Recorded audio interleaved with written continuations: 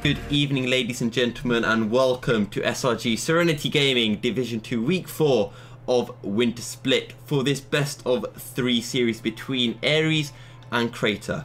Both teams are currently tied on 4 points after 4 games. And Kerim, who do you see taking this series? Ooh, well, I have to stay unbiased, at least for now. You know, we're going to move into the game, and then maybe my opinion can sway at least a tiny bit. Yesterday, Brad was asking me who I may be favored after the draft phase, and who I believe won the draft. And once again, I feel like that is something that is going to determine the victor of this phase, as both these teams have relatively similar playstyles. Once again, Crater, they have a sort of team composition and players where they like to play a bit more passive, a bit more scaling into the mid game, and Aries, they can actually fall upon their top laner Young-Ra to go with all-out aggression in the top lane. So if they decide to ban him out, or if they decide to go for some other aggressive picks just to force them out of their comfort zone, it's going to affect this team composition a lot, especially more for the side of Aries. Yeah, and on that note, let's just go into the players for both teams. You mentioned Young-Ra, who is the top laner for Aries. Now, he plays some really spicy top laners like the Jace and Renekton. He does. He has a very aggressive playstyle. However, that can be a double-edged sword, especially for Young-Ra. He is a player that can find a lot of these leads. However, he is also a player that can really lose them, given how much he can overextend and overstep his boundaries in that lane. He doesn't necessarily always respect where the enemy jungler is. His vision control isn't the best, I'll be completely honest with you. And so there is a lot of potential for Crater to try to shut him down, especially if you will have the jungler roaming around the top side, which can be something that Crater can try to do. Now, before we go into the junglers, Styx, the top laner for Crater, who will be facing off Young-Ra, what can you say about him? Ooh, for the top laner, well, Styx, outside of his good name, which you told me personally that you're probably going to mispronounce throughout the cast, we're going to see how that happens. He is more of an anvil than the hammer for the side of Crater. He isn't necessarily, you know, the guy that you're looking forward to when you want someone to find you leads. He plays champions like that Scion, just general tanks. He is always in those team fights. He forms one of the biggest factors of the front line. He is really consistent, actually, in the top lane. I feel like people don't give him enough credit for how relatively well he does, even when Crater was playing against Tyne and they were getting, how do I put it?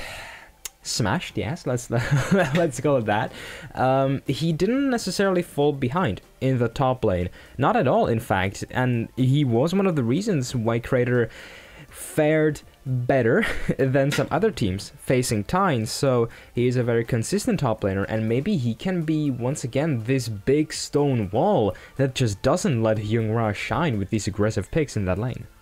And just to clarify on what Kerim has been saying, Crater faced off Tyne on Sunday, and Tyne got a clean sweep, and in the final game, Tyne got a perfect game, which was pretty, I think it was the first one off the Wintersplit, wasn't it? I'm not sure. It may have been, in fact, yeah. However, that was the second game, and in the first one, Styx, he went really well on that farm against Knut. I believe it was playing for the top lane for Tyne, and in the second one, well, he couldn't really do much because, again, the rest of the team also fell behind. But yes, I'm still looking at him not to really be the main carry. You're not going to see too much action happening from his side, only maybe if we see Jester roaming into that top lane. However, I believe that he is going to be still playing mostly around the bot lane, which is where Crater's main source of revenue and wins stems from. Now, going on to the junglers, Baby Sam for Aries and Lazy Panda for Crater.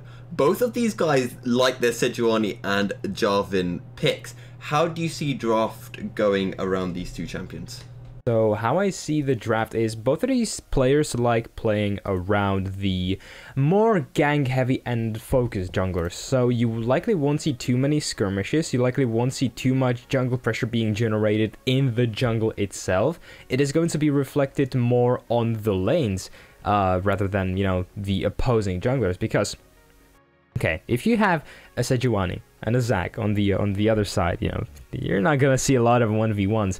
However, I'm also looking at how these guys are going to be able to affect those lanes, because a problem that we can have with a lot of the junglers in this winter split is that they can play like these really gang-focused junglers. Okay, they have so much setup, okay?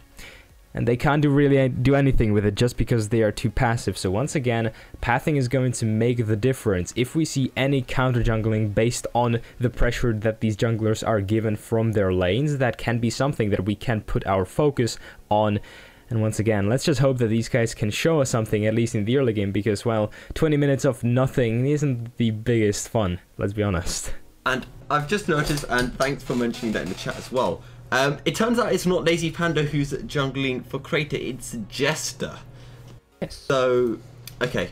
But anyway, heading over to the mid lane, Mazarox for Aries versus Champion of Ash for Crater. It's a boring matchup. I'm sorry to say. Both of these players like playing their mages. Both Champion of Ash, both Mazarox. If you see a Syndra coming through the picks and ban phase, especially in the first round, I believe that it can be an insta-lock for Aries, as Mazarox is known for his Syndra. I believe that every single time that he was given that Syndra in the winter split, he has managed to carry his team on his back. It is a champion that has good wave clear, and she can blow people up, especially in the mid game. So if it is given to him, well, it can be a bit difficult. Now, Champion of Ash, he does have that Anivia, which he tried to play against Tyne, and he get completely dismantled by Coing. But alas, again, everyone on Crater did. So I'm really looking forward to how these players can out-farm each other in the mid lane rather than do anything else, really. I can tell you're extremely excited for this mid lane battle. Very. But also probably you should mention Champion of Ash does have that Swain, which he has played 3 times already in the winter split. So that could be something that just has a little bit more sustain and can survive a little bit more against the likes of an aggressive mid laner from Mazarox like a Syndra. Oh, it can. It once again will depend on what the teams really desire. Swain, it can be a good pick if you don't really have a split pusher per se. He doesn't necessarily work as a split pusher himself, but after the changes to AP and the turret damage, late game he can still take turrets in a few hits, so he can be a really strong force in that side lane. You generally tend to still keep him, you know, with your team, but again, will depend on what these teams decide to draft for themselves in this composition, which is once again why I believe that this picks and ban phase is going to be ever so important, similarly to every single other game out there, except one where, you know, players are super mechanically gifted and the other are not. So going over to the bot lane, you've got Fallen Angel and One Trick Pond Star for Aries and Falcon and Rasmussen for Crater. How do you see that bot lane matchup going? I'm really looking forward to the Aries' bot lane, in fact, because we are likely going to see a lot of aggression stemming from that side of the map, at least for the side of Aries. Parnstar is a support that has shown us that he can go for these big aggressive plays. Now, once again, similarly to Hyung Ra, he kind of oversteps from time to time and gets shut down really, really hard, especially if the enemy jungler is in that lane. But alas, he is a he's not a jungler, he's a support, of course, that can find these leads together with Fallen Angel, especially if the Angel is given something like that Lucian, something like that Jhin. He has picked it out a couple of times in the winter split.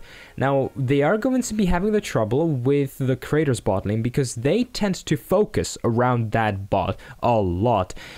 It is their main carry lane. Falcon is the primary carry for Crater, similar to Champion of Ash. However, he does tend to get more resources pulled into that lane himself, so we can see some Jester shenanigans in the bot lane, and if that happens, Well, Aries can have a little bit of a hard time snowballing through that lane, but once again, we just have to wait for the pro jab because, alas, they'll affect the entire game. I know, I'm a broken record essentially.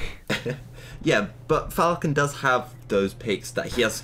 I wouldn't say he's very versatile. He's played Xayah 4 times. He's played Kai'Sa 4 times. He likes his late game ADCs. So again, that's possibly something to watch out for in the draft phase, where maybe they'll just ban out the Xayah and take Kai'Sa for themselves, because that is something that Fallen and Angel. Yeah, and I would actually appreciate if they did decide to lock in something more early aggression focused, because then you would have the top laner being aggressive as well as the bot lane, and that is something that these teams in the Wintersplit have a lot of trouble countering, because you can split the teams into 2 groups that play really passive and groups that have like 1 or 2 lanes that can play these aggressive picks. And around 80% or so times, the guys with aggressive picks wins just because of the meta that we're currently finding ourselves in.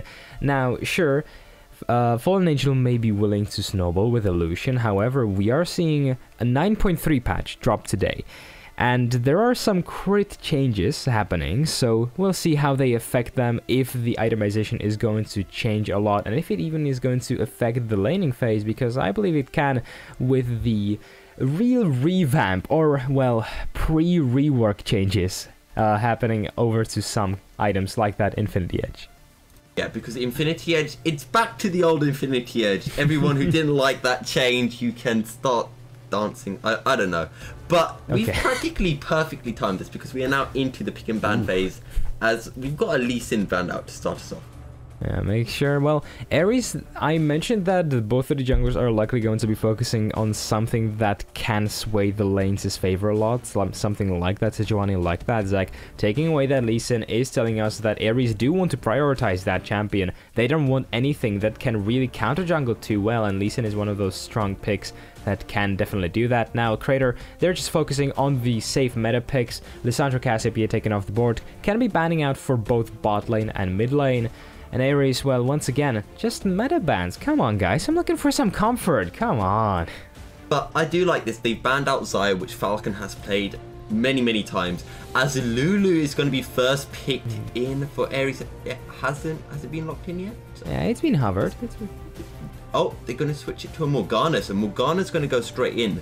So, again, Morgana with the Black Shield can be extremely useful against the engaged supports that Rasmussen likes to play. And now, Crater, they have locked in themselves that Sejuani, so just fulfilling the prophecy of a boring jungle matchup, I'm going to say. We'll look at what Crater decides to pick for themselves. Caitlyn's in, but you mentioned boring jungle matchup. However, Baby Sam, he can play aggressive junglers. He has played the Xin, he has played the Camille, so we could still see something interesting coming out onto the board. Well, Camille jungle is dead. And is it dead now? Is it dead now? Well, if she isn't dead, she's going to be severely hampered in the first couple of levels, which makes sense why the Xin Zhao was being hovered. Now, I don't know why they'd take a Lulu, but yeah, there's the Xin. I mean, why would you take Lulu when Morgana's already there? Well, it could be mid. It could be mid, and then you would have Xin Zhao and Lulu roaming. I don't want to see that. It's okay. It's okay. We'll see what the draft holds for us. Now Xin Zhao taken from the board of Crater, of course, means that Aries, they want to be, a bit more aggressive. Annie being hovered? Okay, there we go, Tristan. I was going to say, Annie, when's the last time you saw an Annie get played? But we should also mention, Sejuani can still be flex picked as a support / top laner. So, Crater not necessarily going with the Sejuani jungle, but is likely. Likely will be going into that jungle, of course. As you mentioned, it can be played in the support as well as top lane now, as we have seen in the Wintersplit so far. Now, Nami confirming our expectations that it won't be a Sejuani support, of course. Caitlyn Nami, I like this matchup into Morgana Tristana, because while Tristana pretty much auto pushes with the passive of hers, she's going to have a hard time playing against Caitlyn, no matter who the champion is. As long as she has a lower range than Caitlyn, she can be poked out, especially when you're playing against a Nami, where any poke that you try to give them is just going to be neglected. And the Swain has been banned against Champion of Ash, as Mazarox's Syndra has been banned as well. And the Jace, Hyungra's Jace, Creative said no, we don't want to see that coming out. Go on to something normal. So I would like to see Hyungra now take a Renekton, because I never understand how that champion works, but I always find it entertaining because he just ends up getting killed and I'm just completely clueless as to how it happens. Yeah, to be fair, if he's no balls, it's pretty much just easy kills, especially if he's playing against something like that tank that Styx is likely to play. Now, the comfort bank's coming from Crater. I like to see that, similarly to how it is on the side of Aries. Now, a cat, I believe, died over at your end. Doesn't matter. Orianna now picked for Champion of Ash. It is his comfort pick. Aries, don't play with my heart. Mordekaiser. Is it going to be a Mordekaiser top? I think it's just a hover at this point. However, you know what? I wouldn't mind seeing a Mordekaiser top at this point. It could be kind of broken. Okay, it's the patch day. We've got 6 seconds left. Are they going to lock it? Well, we're looking at it, and so far it is in. And Poppy. So is a Mordekaiser mid? I'm actually not sure if it is going to be a Mordekaiser, because whenever you see the clock tick down until the very last second, it can be a misclick. Let's hope that maybe we can get a confirmation on that. If it is, it will likely be a Mordekaiser mid, which would be really interesting. However, he can get bullied out super hard against this Orianna, even though he has a really strong wave clear. Maokai now. So we know the composition for Crater. We'll have to see where this Mordekaiser goes if he is. Could it be Poppy support and Morgana mid? No. That was quick. So. I like that. I really don't think that you would take a Poppy into a Caitlyn and Nami. That's just Poppy support works. Okay, she works, but only as a counter pick. So not into a matchup like Caitlyn and Nami where you would just be completely slaughtered. I do like the Maokai. We did mention that Styx has played it once, and you mentioned how he likes those kind of normal meta picks of Urgot, Sion, even the Shen. But he did have that Maokai, and he has pulled that out. But again, looking at this bot lane, you've got Caitlyn and Nami. Now, Caitlyn, as anyone who's played in bot lane, you know how disgusting Caitlyn can be early, and Nami's disgusting as well. Plus, there's not a lot of CC. Sure, there's the Nami Aqua Prison that Morgana can Black Shield, but I do honestly think that the creative bot lane should just win this from the matchup alone. Well, they should be able to win it. I am looking forward to see Falcon on something that can affect the bot lane matchup a lot, because so far he has always been playing these hyper carries and hasn't really been able to step up for his laning phase. Maybe we are going to see some more resources also poured into him as always, which would mean that you would have a really fat Caitlyn on your hands, which is really terrifying to play against, even if you're playing someone like that Morgana. And it makes sense. It is a safe matchup, relatively, for Morgana and Tristana. However, they have to wait through a first couple of their levels until Tristana gets that auto attack range up, and then she can actually start being a champion. Until then, Falcon is just going to have a really easy time with poking the enemy bot lane out. I do want to discuss this Mordekaiser possible misclick. If it isn't a Mordekaiser, I'm just trying to think of the champions that are near Mordekaiser on the champ select screen. So maybe Malzahar, but I'm trying to think what else it could possibly be. Well, maybe he was just trying to type out his name. It's Mazarox, Mordekaiser, kinda works. It could be Malzahar, definitely. What are some other champions that start with an M? Yeah, I have no idea. You always just forget, isn't it, at this moment? I mean, it could have been a Nico. I wouldn't mind a Nico. I'd take a Nico. True, but regardless, it will be confirmed that it is the Mordekaiser heading into the mid lane, and I'm really excited for that matchup because both Orianna and Mordekaiser have a relatively strong wave clear. However, as soon as Mordekaiser hits that level 3, he just can shove a wave after wave after wave into the opposing turret, and Orianna doesn't have unlimited supplies of mana, unlike to Mordekaiser, so really looking forward to how Mazarox can play this mid lane matchup. Yeah, and I think Riot announced that they're going to change Mordekaiser quite drastically at some point in season 9. I think they did. So a bit of a farewell, maybe. I'm not sure how quickly it is going to drop that rework, but we're going to see him in his full glory.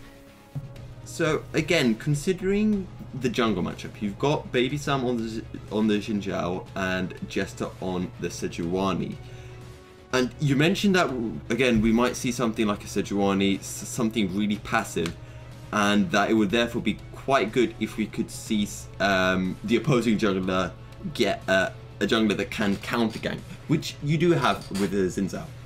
Yeah, you definitely have someone that can counter gank as well as invade the opposing jungle, and this is where the synergy with Mazarox comes in, because Baby Sam, he can keep the mid lane permapushed by Mazarox and just go into the opposing jungle and just wreak havoc. Now, I really am looking forward to seeing him on the bot side of the jungle, because he really needs to set up this safety net for his own bot lane, because you do not want Jester anywhere near it. If he is in the top lane, well, Poppy can block the charge. That's fine. She doesn't really have to do anything else. In the bot lane, they are so much more susceptible that it should be a given, honestly, that Baby Sam is going to be in the bottom side of the red side jungle for Jester, just in not allowing him to even exist in the game, or just risking that he would die. Yeah, and again, we're going to have so much play just around those junglers. Again, Sejuani going to have to respect the fact that Xin Zhao can gank whenever, but we didn't fully go into all of the patch changes, and we have a couple of minutes before we get into game and wait for that spectator delay. So go on then, talk us through all the changes to the ADC crit items. All of them. Okay. As many as you want. As many as you want. As many as I think are interesting. None. Okay. Okay. Right. Moving on then. Moving on. No. Have you heard about the Aatrox E rework? No, it's okay. We'll elaborate on a bit more on that, given that he isn't in this game now. On a serious note about the crit item changes, I personally like them because they do open up more of a how do you call it? A build variety. You do have essentially an all-new item, which is the former Essence Reaver. In the case of Spear of Shojin, you have so many reworks that now you can build Infinity Edge first, similar to how it used to be before. Stormraiser has been shifted off that priority pick into a more of a second or third Zeal item, quote unquote, because, you know, he's not built from Zeal, but he does synergize with someone like that Rapid Fire Cannon or Static Shift. So champions like that Jhin, even Tristana, can decide to pick it up if she wants more peel for herself. We can expect Fallen Angel to maybe pick up Phantom Dancer moving into the later stages of the game if he is a bit more behind, as now the Phantom Dancer is pretty much a solely defensive option. Again, we'll have to focus on what the AD carries decide to pick, and the rest of the patch notes, they don't necessarily affect this game too much, but they pretty much killed most of the meta picks. So you mentioned the Aatrox nerf. Now he doesn't actually heal off of minions with that E. That's pretty huge to his sustain. Akali also got nerfed, so she doesn't get sustain off her Q. Few said many mid laners out there that always hate it playing against Akali. Cassiopeia also got a nerf, though not too significant, I dare say, and Camille Jungle is still firmly dead in her grave because, well, they removed the stun to monsters on her E, and that's rude.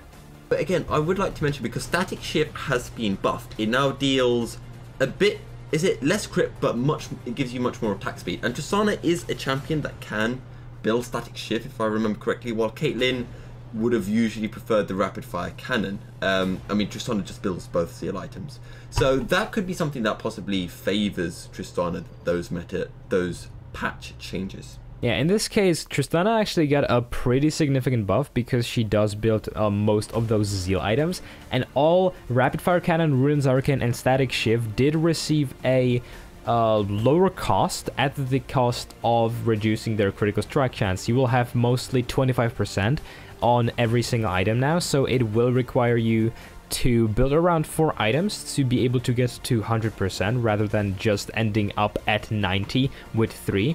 So that's a neat little change for people with ADHD. But yeah, Tristana is going to be able to hit her power spikes a bit earlier on. I am excited to see how it is going to sway this game, because I still believe that Caitlyn is going to have the upper hand in the mid-game spike, especially if she manages to get a few kills under her own belt. And as you say that, we are heading into the loading screen. And let's just take a look at the, what are they called again? Summoner spells that everyone has taken. So, Mazarox on this Mordekaiser picking Ignite makes sense. You generally tend to pick Teleport on Mordekaiser only if you're playing him in the top lane. That's a bit of a tip if you ever want to play, you know, Mordekaiser. I don't necessarily recommend it, however, he has this power, and it's a hidden passive of his. Nobody knows what the hell he does, and so he works, okay? What he does is he perma-shoves the wave, he can heal, and so whenever you go in on him, he can seem like he has around 200 HP, and then because he has a few AP items, he just heals for 500, and you're just sitting there like, oh wow, I don't have enough damage to kill him, and then he just runs at you, and you run away, and then after 10 seconds you die because of the passive that he gives you. And that's just, well, that's Mordekaiser for you. If he gets a couple of kills, and if he gets this attention from the side of Baby Sam, he can really snowball out of control, as you do see that he has picked up that Dark Harvest, so, you know. And as we head into the game, I know I'm not supposed to have any preference, but I think I now officially want Aries to win just because they've all got their flash in the right key. Just saying. Oh. I'm a firm believer of F is for flash. Okay, right. But yeah, F is for flash and D is for don't put flash here. That's officially the statement. There you go. I didn't even know about the D1. Thank you. So officially right now, Crater are going to have the worst hand just because they have flash on D. It has been confirmed. And, well, now the teams are just setting up for a boring early game, as a former caster here would call it. As you have been saying for the entire pre-show, this mid lane is going to be the most interesting mid lane matchup in history. But now you've got Mordekaiser, so I'm sure that spices things up, doesn't it? It does. It's a really interesting matchup, one that you don't see too often. So I'm glad to see him. Maybe a bit of a comfort pick over for Mazarox. Who knows? Can it really be a comfort pick for you? Honestly, I don't know. Again, I like what you said about the hidden passive of Mordekaiser. No one knows how you worked.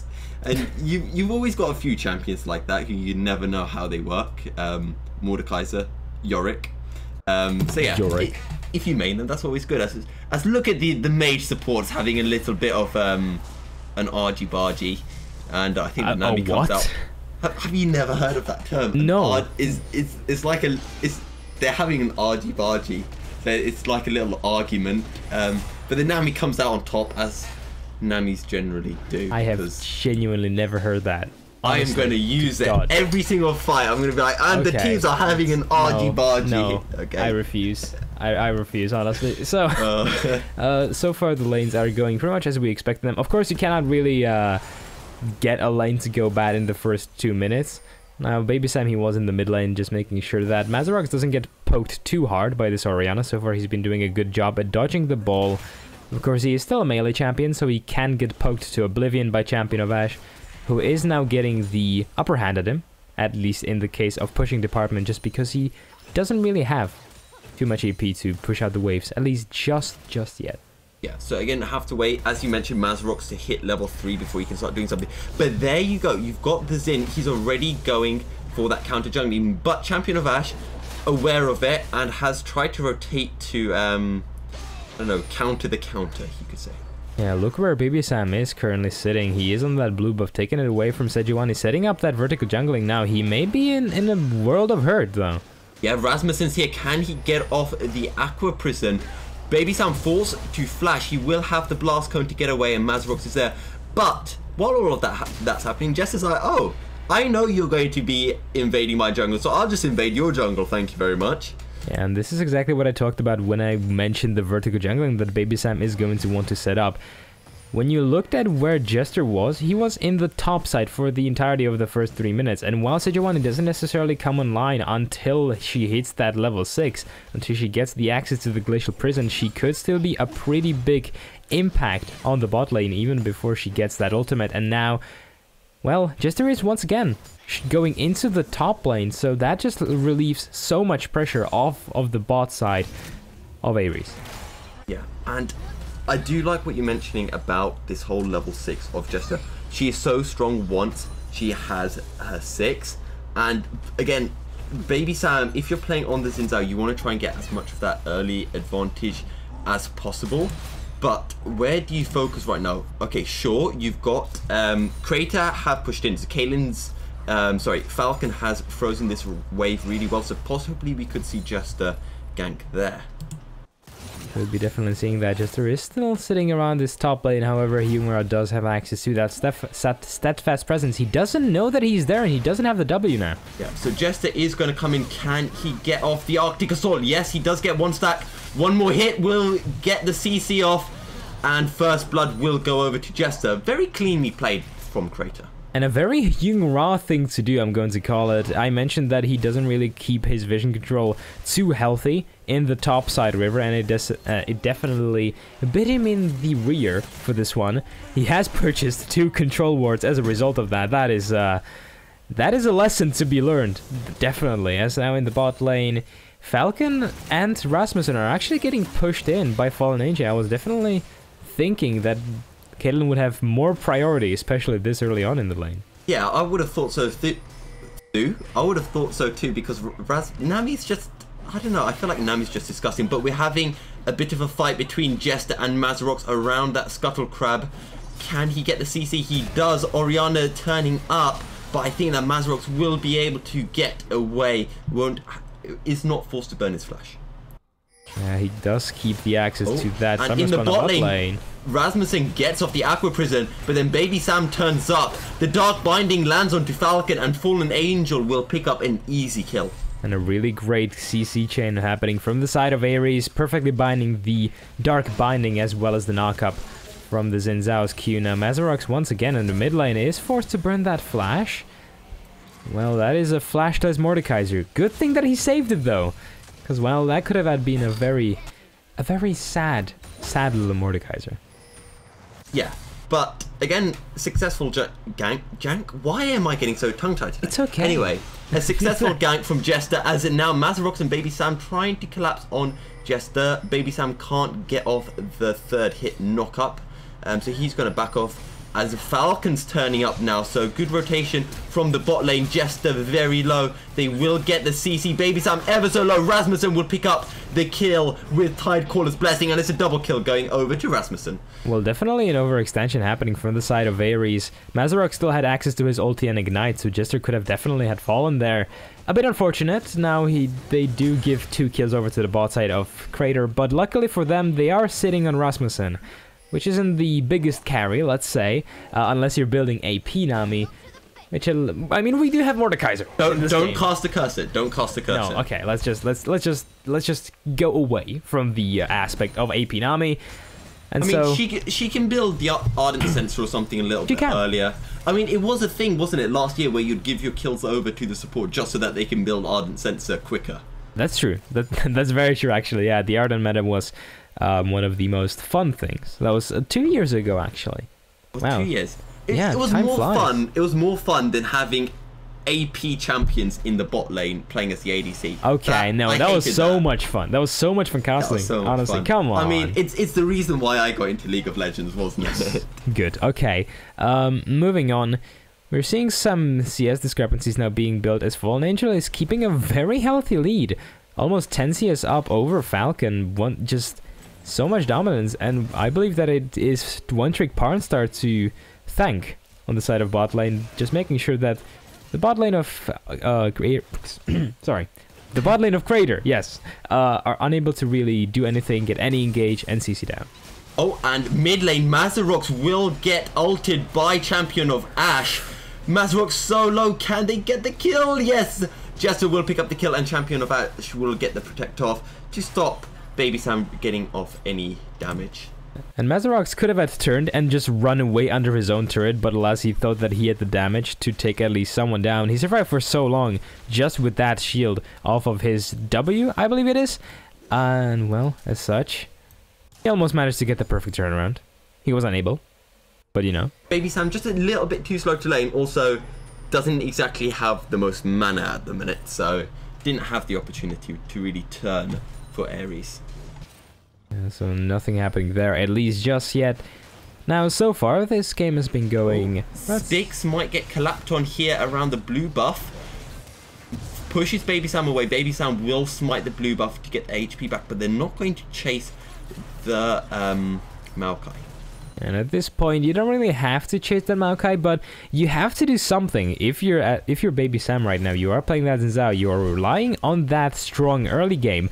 You are currently getting out-jungled by a Sejuani who is level ahead of you. She has finished that first Stalker's Blade. What's it called? Jungle item, yes. And well, speaking of Jester, she is in that brush at the minute, so doesn't have ult up. She's got, I think, about 20 seconds on it, so she's just going to back in the brush. But if Aries get too confident, which they do, Jester's going to turn up. Here comes a tidal wave. The black shield will save it, but the ace in the hole will get Morgana low enough for Rasmussen to get his third kill of the game. And wow, that tidal wave cancelled the hop over from Tristana pretty much perfectly. As soon as Fallen Angel casted it, there was nothing that he could do unless... He survived, sure, but one trick Parn Star failed, and that's the third kill over Tsunami, and I'm really feeling like they have to go for that AP. Of course, no, that's likely not going to happen.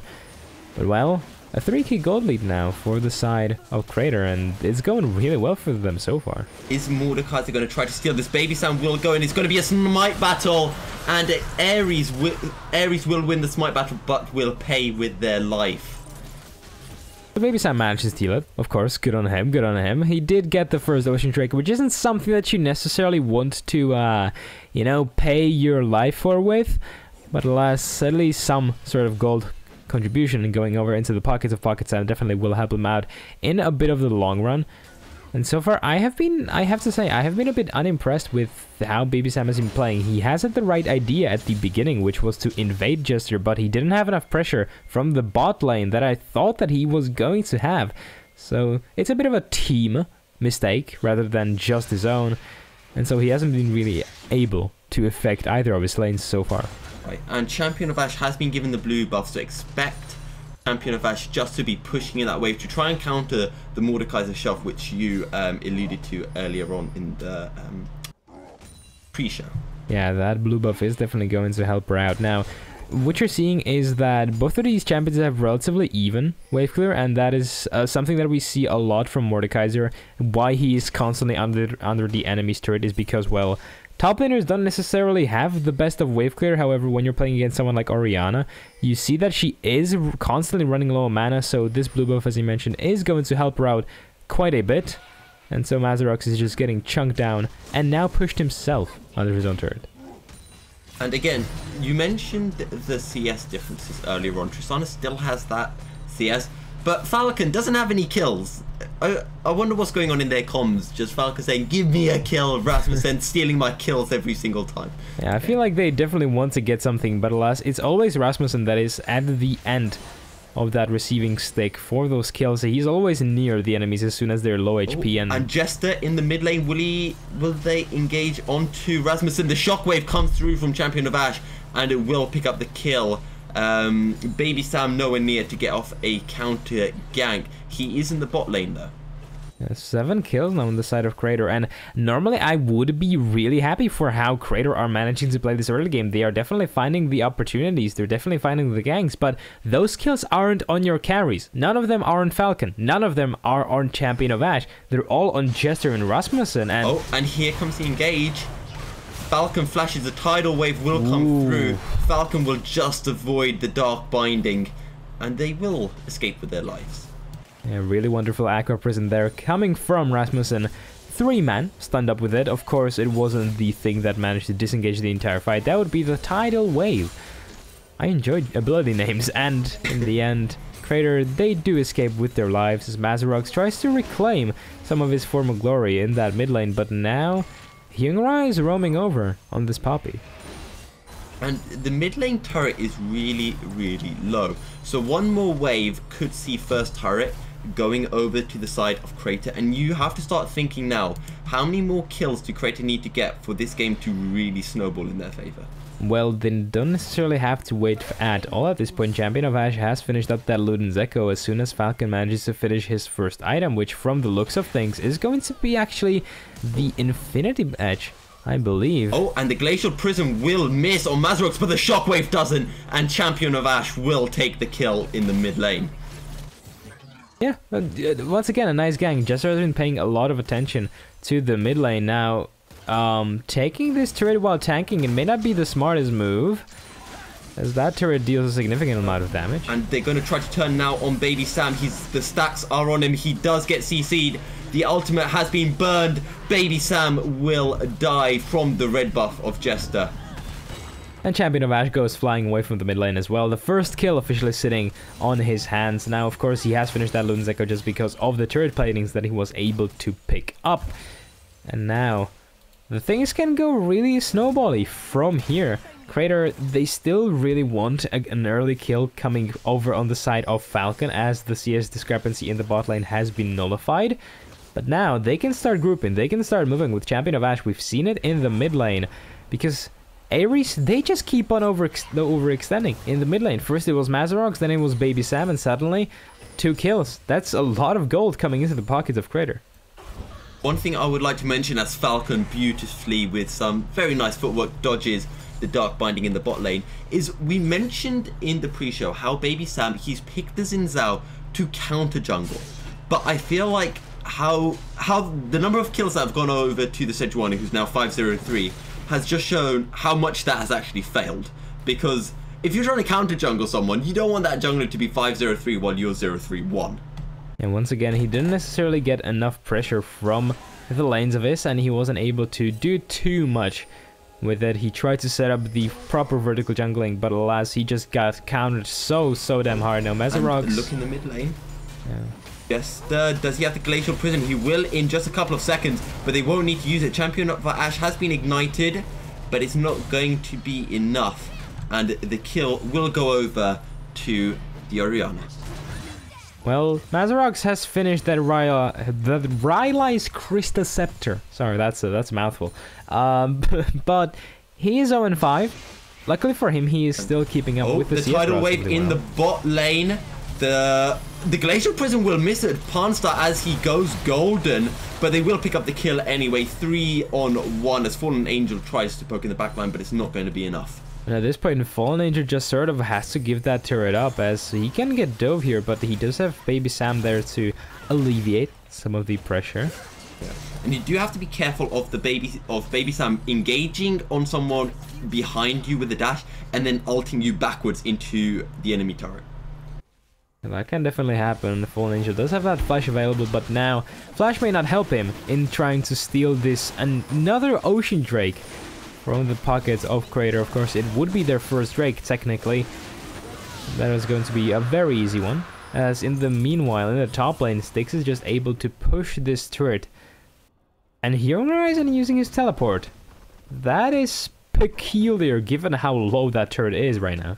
Maybe he's just saving it to try and get a nice TP gank off in a side lane. Yeah, that could be a thing, but I do not believe that it would be worth losing half the HP on your turret at this point, at least. Of course, decisions, they're difficult. We all know it. And so far, Poppy has been relatively even with Styx. Now, she has decided to pick up Spirit Visage as the first item. Makes sense, as Champion of Ash has finished that Luden's Echo 4 minutes ago. And of course, the possibility of an AP Nami, who is building towards the Ardent Sensor, which we can see. Could be. Definitely could be building into the Ardent Sensor. Likely, as she does have that... Hyung-Ra engaging onto Styx. Baby Sam's going to turn up. The Maokai ultimate will root Baby Sam. Champion of Ashes here gets the protect off onto Jester and will pick up another kill. Chasing now, can they get the possible double? No, Hyung-Ra will flash over the wall and to safety. However, that's the Herald open, and they can just pick it up and run away with it as well. Mazrox, he's once again just farming, just shoving the wave under the enemy turret, but he cannot really do anything right now, as the lineup of Crater are just so far ahead right now. 6k gold lead at around 19 minutes almost. Well, Infinity Edge has been finished on both of these AD carries. I suppose that you guys, you enjoy seeing the nostalgia that it always was before. Yeah, and yeah, even items between your two bot laners, although Falcon does have the Berserker's Greaves, while Fallen Angel only has those tier 1 boots. But then again, Rasmussen is a bit further ahead and much closer to the Ardent Sensor than One Trick Pulsar. What is he building? This is a Fiendish Codex, which... You going for a Luden's Echo? I don't actually believe so. I'm thinking what Fiendish Codex actually built into. I believe it is... Oh, it's Unholy Grail, isn't it? Yes, yeah, that actually does build into it now in the bot lane. There is a bit of a fight going on. But last Crater, they're just able to disengage, get a lot of poke down. Rasmussen just forcing Fallen Angel to run away.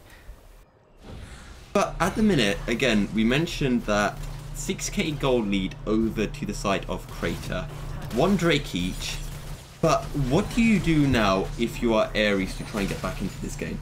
Well, you still have Baby Sam, and he doesn't have the most damage, but he can be a sort of a turning point in these fights. He can finally engage, but alas, at this point, I believe that you just need to wait for Tristana to come online. You just need to wait for her to scale, to get those couple of items, and maybe then you can start to turn the game around, as Rift Herald is now in the top lane. Yeah, Rift Herald's in the top lane, all the outer turrets have fallen, possibly the first inner turret will fall as well, as the ultimate will not displace Shelly.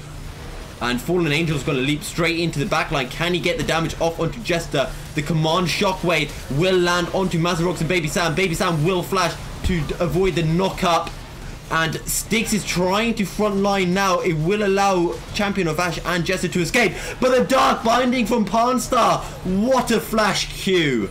That was really well turned there by Aries. And maybe Aries do still have a little bit of a chance in this game. They definitely do still have the chance. With these couple of kills, they may be able to stall this game out a bit further. And a fun little fact for the folks at home. If you want to dodge a skill shot, don't run in its trajectory. Like, straight in the line. Oh, it's the Prometheus school of running away from things, isn't it? Yeah, I believe so. Champion of Ash could have dodged, but alas, he gave the kill over to One Trick Pornstar. Really nice of them.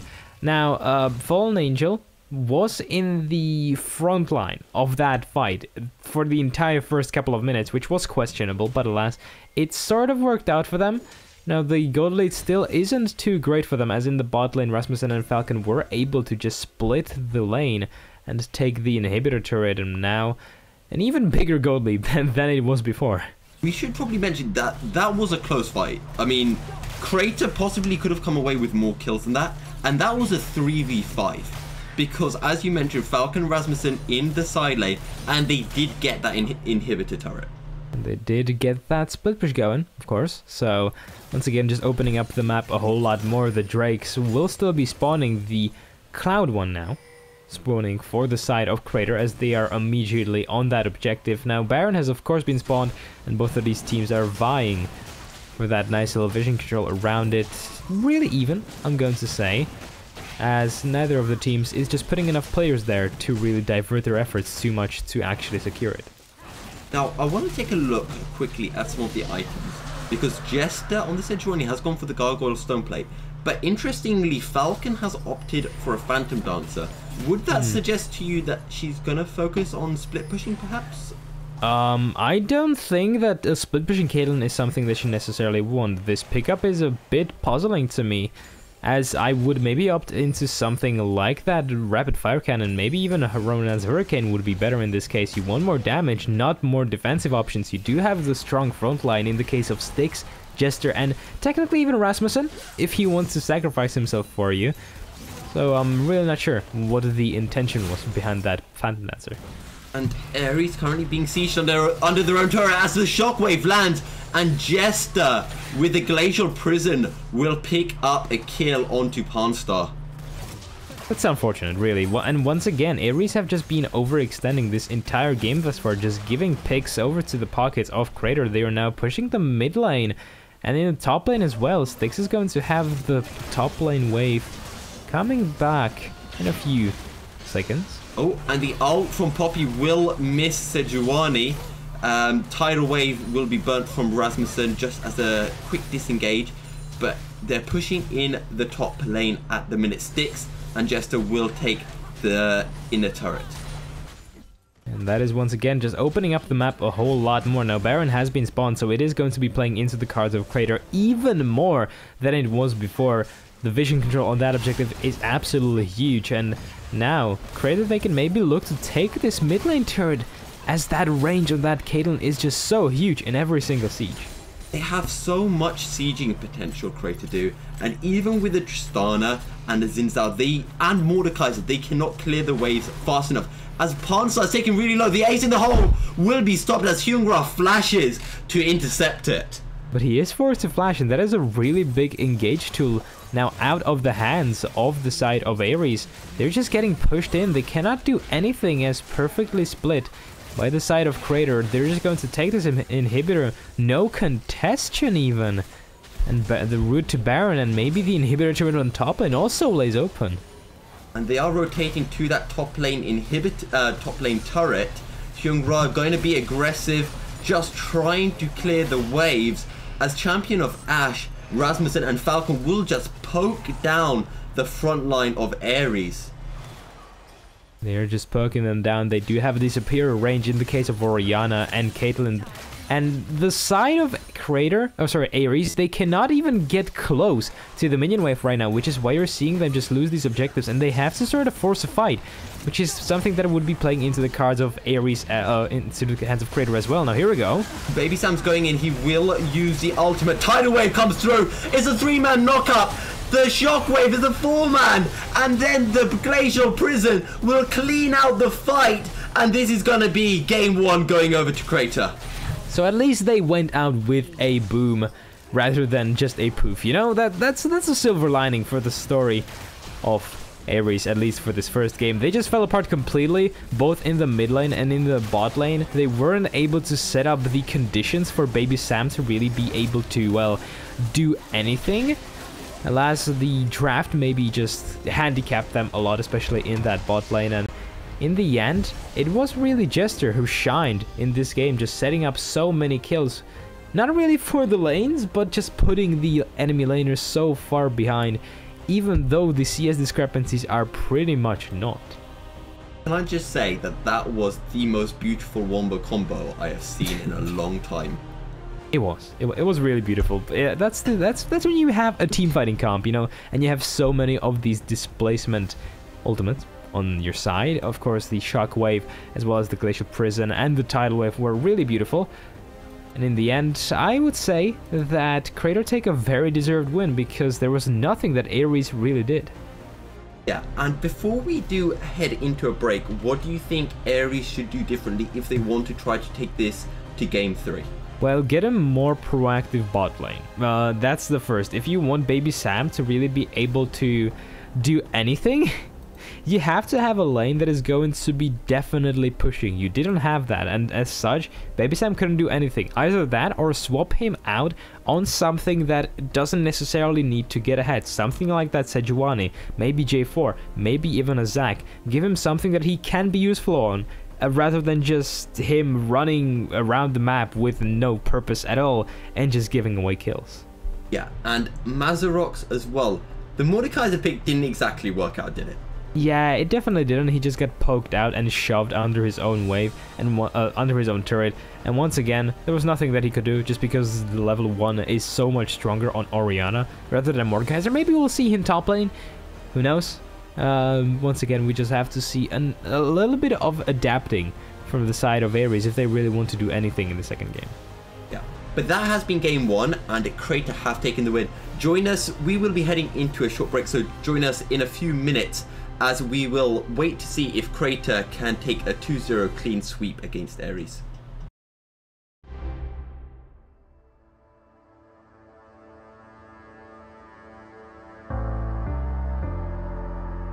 The night beckons while you dream.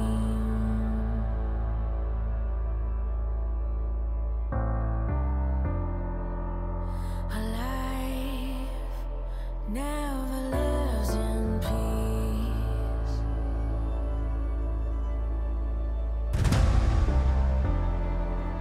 As you stand upon the edge,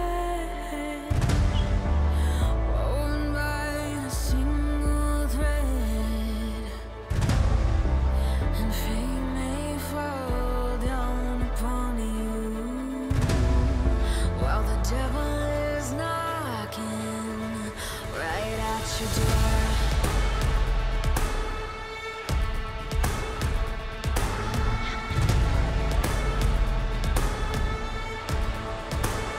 So are you restless? Each night you hear the drums roar. Awaken, awaken, the voice begins to call you while you hunger. A taste of destiny you're searching for.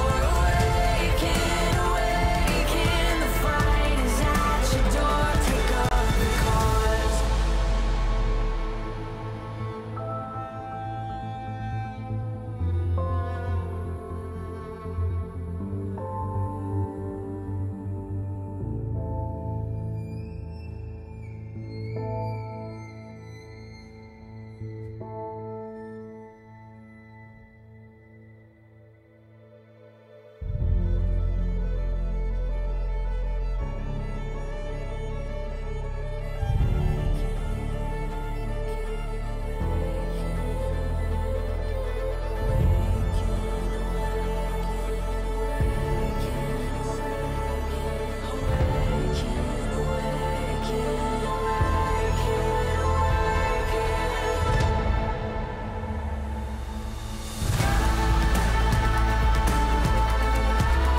As you stand upon the edge, hanging in the balance, and flame may fall down upon you, while the devil is knocking. So are you restless? Each night you hear the drums roar. Awaken, awaken, the voice begins to call you while you hunger. Taste of destiny you're searching for. Awaken, awaken, awaken.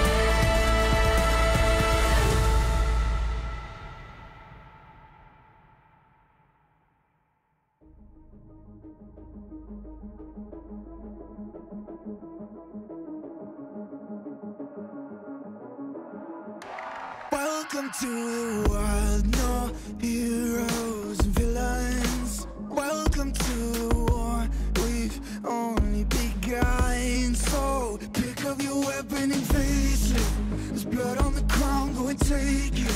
You get one shot to make it out alive. So higher and higher you're chasing. It's deep in your bones, go and take it.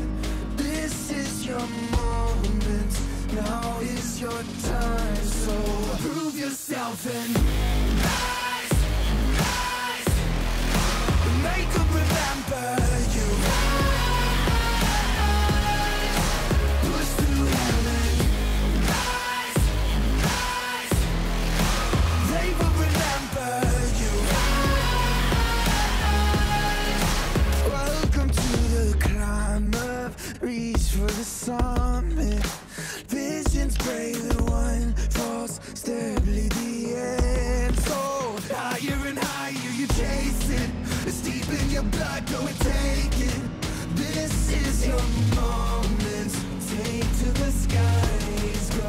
Prove yourself and rise, rise. Make them remember you. Push through heaven. Rise, rise. They will remember you.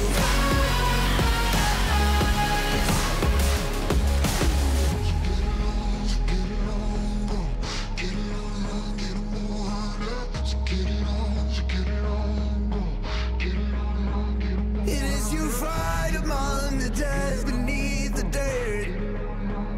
Or do you know yet? Or do you want it? And when the giants call to ask you what you're worth, do you know if when we die? Prove yourself and rise, rise. Make them remember you. Push through heaven. Rise, rise. They will remember you.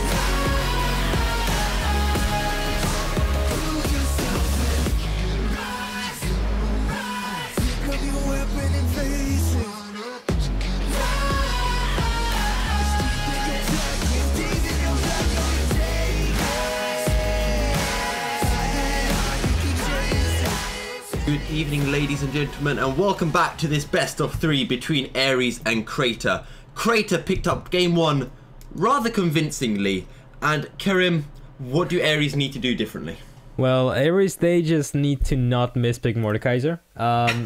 After talking with someone in the Discord, I believe that, well, it must have been a mispick, and in the end, it showed Mazarok's completely dominated Champion of Ash. Oh, sorry, it was the other way around, of course. Champion of Ash completely dominated Mazarok's in that mid lane, given that, well, Mordekaiser is a melee champion. It made sense, so picking something that is going to be more of a style for Mazarok's, it was clear that he didn't really know what he was doing.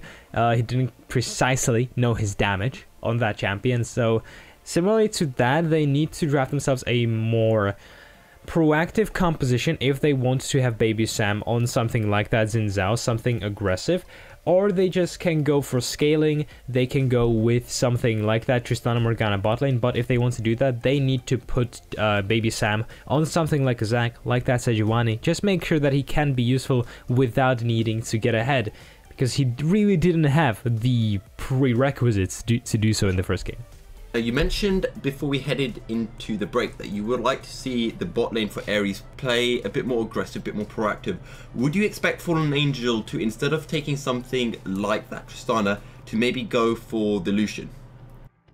Well, I would be expecting something like that happening in the bot lane. I'm looking at the draft right now, and it is seeming to be a teddy bear playing for the side of Aries right now, so we'll see what he decides to bring out in the second game. The bot lane of Aries, they can go for something aggressive, but once again, it will depend on what the jungle pick is going to be, because, you know, they sort of have to work together if they're going to be playing around this bottom side of their map, unless you can just have Baby Sam babysitting like mid lane or top lane. That can be an option. We saw Hyungra playing Poppy rather than anything that can really snowball, so maybe that can be a thing that Aries can switch up going into the draft. Yeah, and again, I'm still interested in this mid lane matchup because Champion of Ash came up so far ahead of Mazarok's in the last one, and again, it could have been a mispick, that Mordekaiser. So what, I know this is a rather open-ended question, but what do you see Mazarok's possibly picking going into the next game? So what I would be expecting him to pick is, well, something like his comfort pick. He does have that Syndra, which I believe wasn't in fact banned in the first first phase of picks and bans. It was open. Aries didn't decide to lock it in. Maybe put more focus onto Mazarok's if you don't necessarily want to play through the bot lane, which would then allow for the bot lane to just play really passively and not have to draft something like that Lucian if they're not comfortable with it. One thing I would also like to see Crater ban is the Jace. They banned it out in the last game, and something that I've noticed happen quite a few times is we've seen teams ban off players giving respect to certain picks, and then they win, and then in the next game they just don't ban it out, and then that pick comes up and then they lose. Yeah, so I would like to see the Jace be respected. Hyungra can play that Jace. Yeah, it was banned out in the second phase last time around. Crater simply didn't Aries simply didn't put enough emphasis on it to pick it in the first phase, just because they were focusing more on the bot lane and jungle duo. We'll see if they decide to do so in this second game as well. I am maybe looking at, once again, just putting more weight onto Mazarok's shoulders. He has shown us that he can be that carry for that team. It's just that Aries didn't necessarily play through him all the time. So let's just hope that we're going to see a bit of a different draft from Aries, as they ban out almost everything identically to the first one, swapping out just Caitlyn for Xayah. Or Xayah for Caitlyn. And I do like how Crater have banned that Morgana. They said, no, we don't want one trick on the Morgana, but they have picked in Lissandra for the first pick going on to Mazarok's. Sorry, not Mazarok's, Champion of Ash. Makes sense. It is one of the comfort picks heading over into the Champion of Ash's arsenal. It's a very meta slave pick. Of course, I believe that she did get a slight nerf into her late game, so her laning phase is still going to be relatively unaffected, even though she did get a nerf to her costs for especially the Q. But these are going way too fast. I feel like Aries, they have locked in themselves the thresh, so maybe we can be expecting more aggression from that bot lane. Sejuani also may be able to do some things there. So on the other side, I turn do listener. like the Sivir pick to go against the Thresh. Obviously, the Sivir has the shield, so as soon as Thresh lands the Q, or just before, you press your E, and you get your mana back, and you don't get hooked. Everything's happy for you. Yeah, you get your mana back. Is Trundle a flex pick? Can Trundle go top, or is he definitely going in the jungle?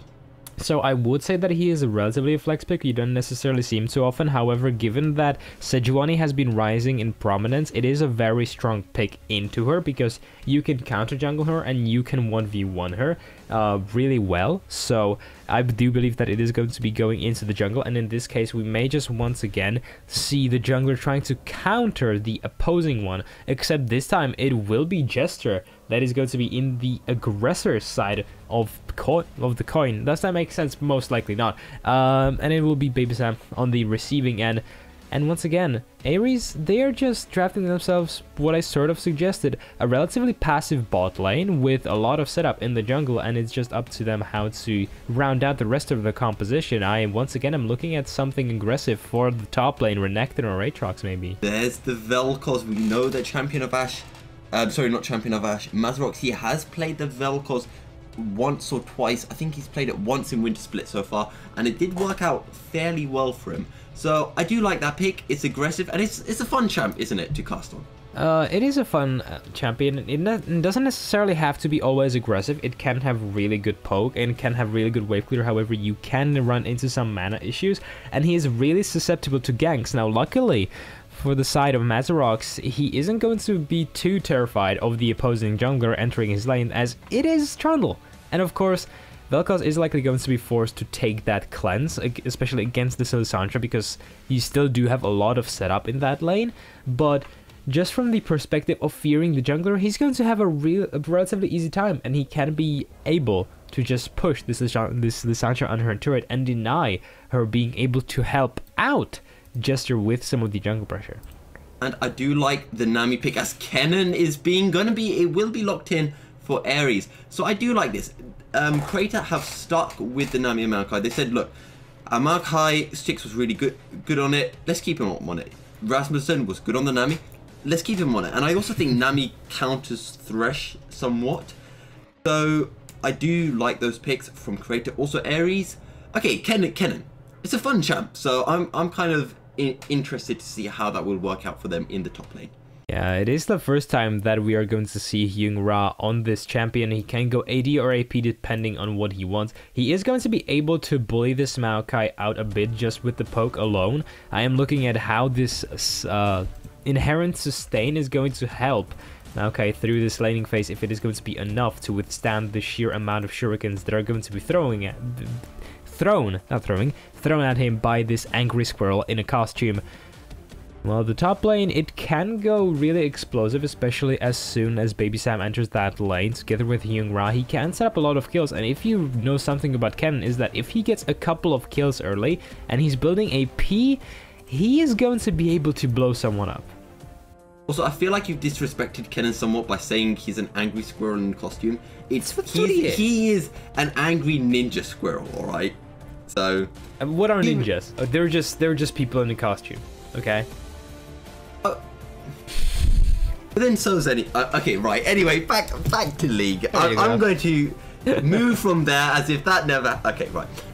But what I would like to question is the Vayne versus Sivir, early, mid, and late. How does their scaling work, and how can you see the matchup progressing through the game? So what I'm looking at is how much setup are these laners going to have to really try to get a gank off. Now, when I am looking for Thresh and Vayne, you also have to count in the jungler, because they are going to be getting most of these kills off on the back of them. Now, in the case of Crater, the only real relative good setup that they have is the Aqua Prison from the side of Nami. Aries, they have the Thresh, who packs significantly more setup, especially pre-level 6, so you can expect a lot of regression there from Aries. Another thing that Aries do have is that they're not really limited to just ganking one lane. Baby Sam, he can go to top lane, he can go to mid lane, he can go to bot lane, baby. It doesn't matter. he can really just pick his targets depending on who he wants to snowball, and it maybe would really be beneficial to get this Vayne train rolling, because a Vayne that can spike heavily, especially when playing against someone like this Sivir, she's already going to have the earlier spike in damage, and maybe just getting a few kills on her to even accelerate that further could really be just the bit of damage that Aries needs to punch through the Kratos lines. And again, one trick punch on the Thresh, he does have that Dark Passage, which just makes it a bit easier for Baby Sam to get into lane and get off a Glacial Prism once he does hit 6. Can definitely help him out. Once again, that level 6 power spike on Sejuani is something that we're going to have to keep a close eye on. He had a few nice little ultimates off in the lanes. He did manage to take most of the kills for himself. I'm really hoping that that doesn't happen this time around, because or sorry, that was Jester. Sorry, yeah, I'm an idiot. It was on Jester. Yeah, so Baby Sam's got it this time. Yeah, so Jester got a lot of good ultimates off on that Sejuani. Let's see if Baby Sam can reproduce it. I'm really hoping that he doesn't go through the way of Jester just taking most of the kills for himself, because he really wants to snowball his lanes. Vel'Koz that can hit that Luden's Echo really soon, or even the Lost Chapter, is just going to be able to bully this Lissandra outright. Same goes with Vayne, same goes with Kennen, and all of these lanes, while not necessarily volatile, can really sway the tides of battle for the side of Aries, so a lot of pressure now on the back of Baby Sam. And one thing I will mention, which you actually alluded to earlier on, is Vel'Koz has gone with the cleanse. You have to respect the Lissandra CC, and he has taken the cleanse, which, I mean, makes perfect sense, doesn't it? It does. Taking anything else wouldn't really matter, as you don't necessarily need to take the barrier against someone like Lissandra if she isn't going to blow you outright. You don't have to take the ignite, as you're not always going to get into range to proc that, especially past level 6, where you're just going to be standing at the very tip of the range for your life form disintegration ray. And well, cleanse is pretty much the perfect option if you're playing against someone with a frozen tomb, because as long as you're locked down as Vel'Koz, you're dead. The only form of escape is your flash, and if Jester comes into that lane and you're locked down and you maybe don't have that cleanse up, you can flash away, but then Jester just pops the player down and you're dead, because you're not going to be able to run away. So a lot is going to depend on the execution of all of these ganks, both from Baby Sam and Jester. Not to take away from Jester, but Baby Sam just has so many more options to pick from. And again, I want to look over at this bot lane, because you've got Sivir, who has such has a lot of pushing potential.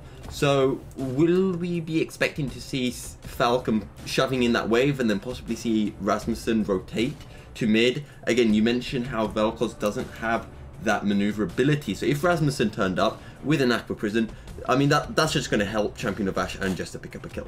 Yeah, so Nami isn't one of the supports that you'd always see roaming. That pleasure goes over to someone like Alistar or Pyke, but you can try to sway the tides of battle in the mid lane, especially... I'm just gonna end. I'm off. I'm off. No, right, okay. No, that was a good one. That was a good one. Thank you. Now, in the bot lane, I don't believe that Nami is also going to be roaming for one reason.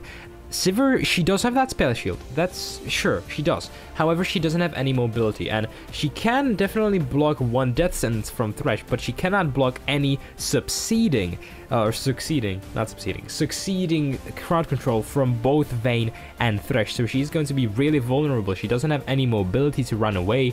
So Rasmussen is going to have to spend a lot of time with Falcon in this bot lane, and if he is gone for even 1 second, the bot lane of Aries, together maybe with Baby Sam, can look to punish it. And again, with the spell shield, it does have a long cooldown. I think it's about 22 seconds at level 1. So even if she does get the spell shield off, Thresh's death sentence will be up in about 8 seconds afterwards. So she's going to have to be very careful for the next 15 seconds or so. Yeah, and that is an interaction that we can keep our eyes on. Now, the bot lane is going to play one of the biggest factors for Crater. However, who I am still looking at is going to be the Champion of Ash, playing in tandem with Jester. And I may be looking at Champion to pick something like the Luden's Echo. We have seen it be picked by Lil Uzi. and it really managed to help the team out just because they actually had some AP damage as well as AD. And that is something that is very reminiscent of their composition. Sure, they have Sivir, and they're going to be relying on her mostly in the late game, but they have Lissandra for the early game. And so you will have Sejuani and Thresh building just purely MR in the first 20 minutes or so. And it is just going to hamper the damage the Champion of Ash is going to put out immensely. So if you see some armor items going through, it's going to be only when Jester is really ahead. And I am slightly disappointed with Crater in the sense that they've gone for Sivir. The Caitlyn worked out really well for them, so I would have liked to see something that is a bit more aggressive in the bot lane. Maybe a Xayah, maybe the Ezreal, a Jinx. I mean, Jinx isn't that strong early, but it's aggressive and it can just...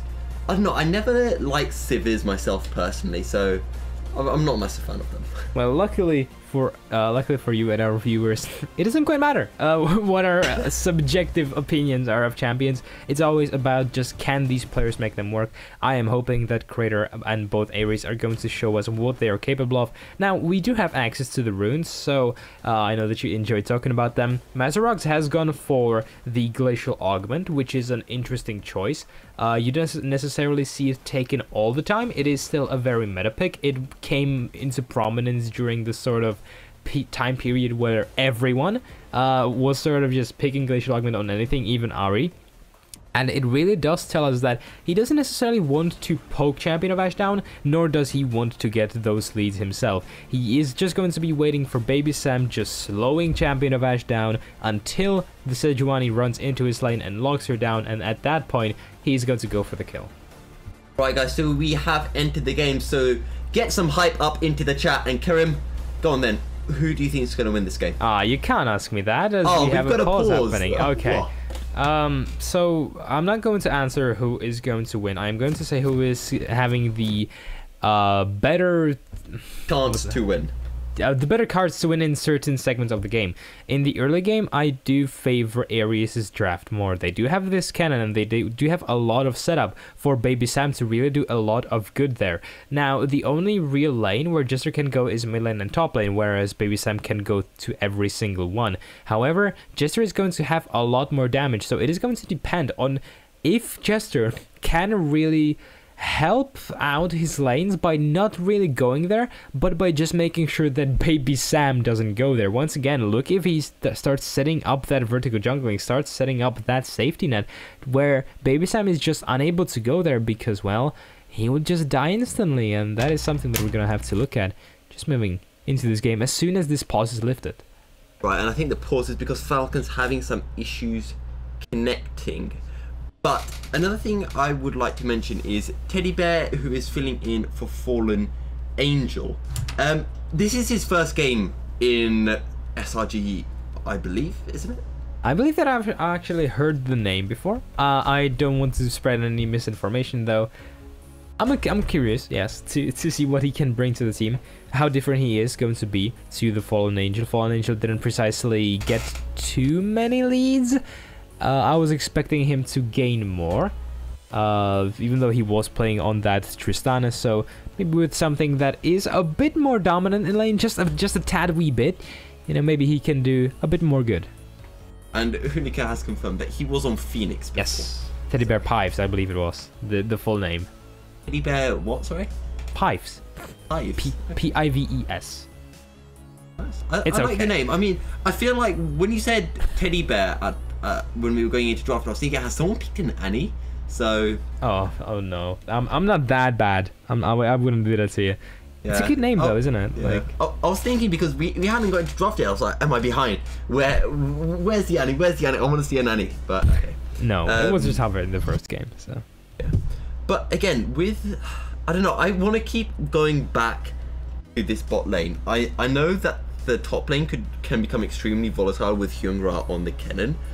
I know you mentioned at the start of game 1 that the mid lane can be kind of boring, and I do feel we may see that in this game because of how Lissandra is.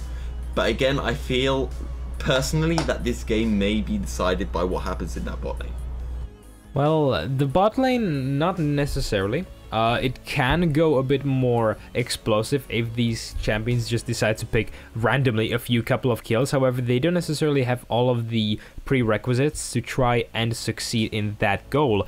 You have Vayne and Sivir, both scaling hyper carries. It is going to be played all around those junglers. Now, since we're already speaking of them, yes, I'm moving on to another point, but this mid lane, there is an interesting dynamic where the setup for Aries is on Baby Sam, whereas the setup for Crater is on Champion of Ash. And as we all know, mid laners hit their level 6s as one of the earliest in the game, at least compared to other laners. So Champion of Ash is going to have actually the bigger window of opportunity where they can try to utilize that Frozen Tomb together with Jester, as that is going to be their main lockup to get a good gank off, whereas Mazarox is going to have to wait for this Sejuani to get her own ultimate. So if we see some nice little 5-minute cheese happening, that's definitely something to attribute to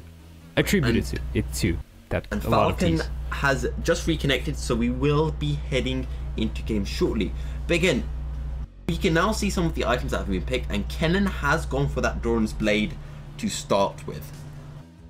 It's a normal pickup on Kennen at this point. He is also running that minion dematerializer, so he is going to be able to just push things out and just poke him under the turret. It makes sense. You don't necessarily go for the Doran's Ring, because what it does is give you mana, and you don't have mana as Kennen, so you just take the additional AD in the beginning so that you're able to poke your opponents out.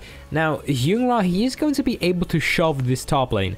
What I am looking at him is, can he actually set up the vision? Can he not overextend without knowing about the enemy jungler? They are going to be on the red side, so it's going to be a bit more difficult for Jester to get a good gank off.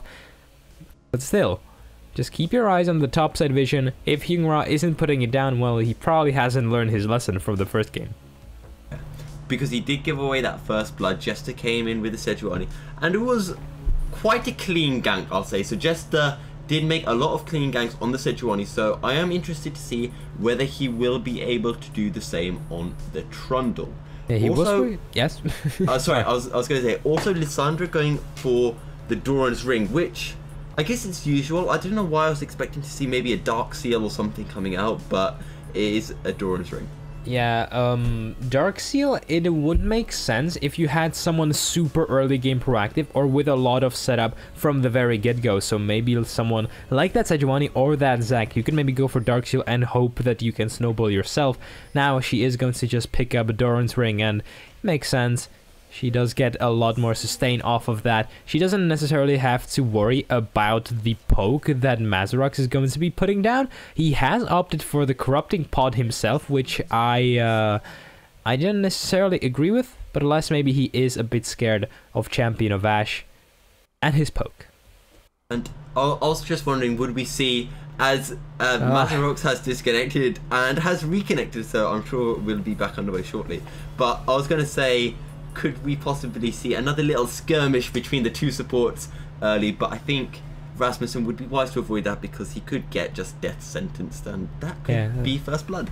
Well, it could be first blood, but no one else from the side of Aries is there, so likely not first blood. But in the first game we saw that skirmish just because both of the laners had Spell Thieves Edge, and so they got a few little gold. They got a little gold for their pockets, just really right off the bat, so you know, they should have had like a kind of a bro skirmish where they just keep hitting each other, so they get like 300 gold. They can back and both get into lane with boots. I'm sorry, that's just not how that works. But you know, I can keep you dreaming. Now, of course, we haven't seen the reconnecting Mazarox just yet, apparently. So the pause is still ongoing. And well, it's really serene, isn't it? I feel like we got through the first pause alright, but now that the second pause is out, we're kind of thinking, what are we going to talk about? We've talked about yeah.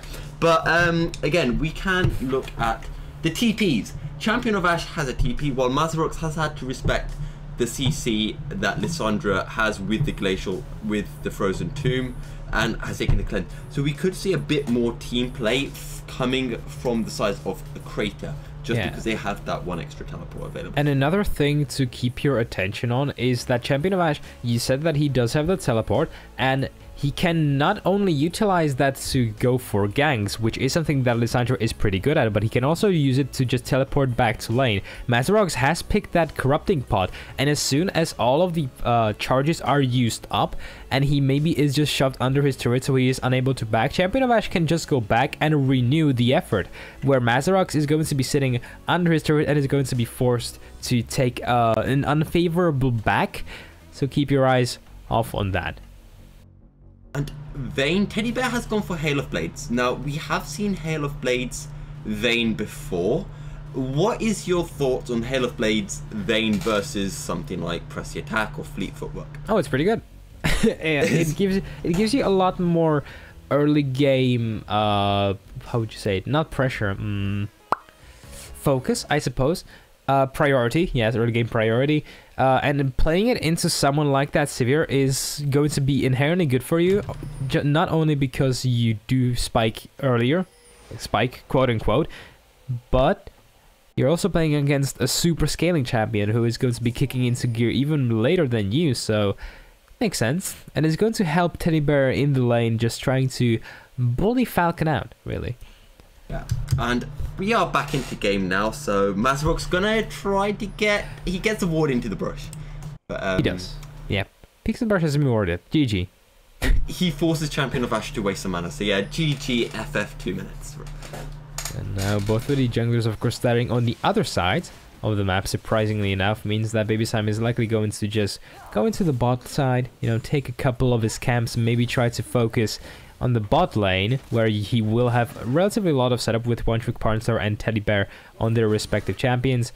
Of course, he can also go for the quick Skull Crab, which seems what he's going to be doing. Or no, okay. Yeah, he's just going. He's just, you know, moving around. Moving around. Baby He's moving around to bot lane. Yeah, it's going to go to his bot side jungle, maybe get a juicy blue buff off. Ooh. As Trundle decides the same. I mean, as Jester, I think he hit one of the wolves, and the wolves was chasing him all the way through. So, not quite sure what happened there. I just saw one of the big wolf just chasing him all the way to the river. I'm like, okay, what's going on there? It's okay. He's going to be able to pick up that Scuttle Crab, so all's good all's good and fair in love and war. Yeah, and I am interested to see whether we're going to get as proactive a first kind of 5 minutes as we did in the last game, because there were kind of kills all over the place. It just went a bit nuts, really, didn't it? It really did, and we can be expecting that because you have so much setup in every single lane, at least from the side of Aries. You still have a lot of setup as well from Crater.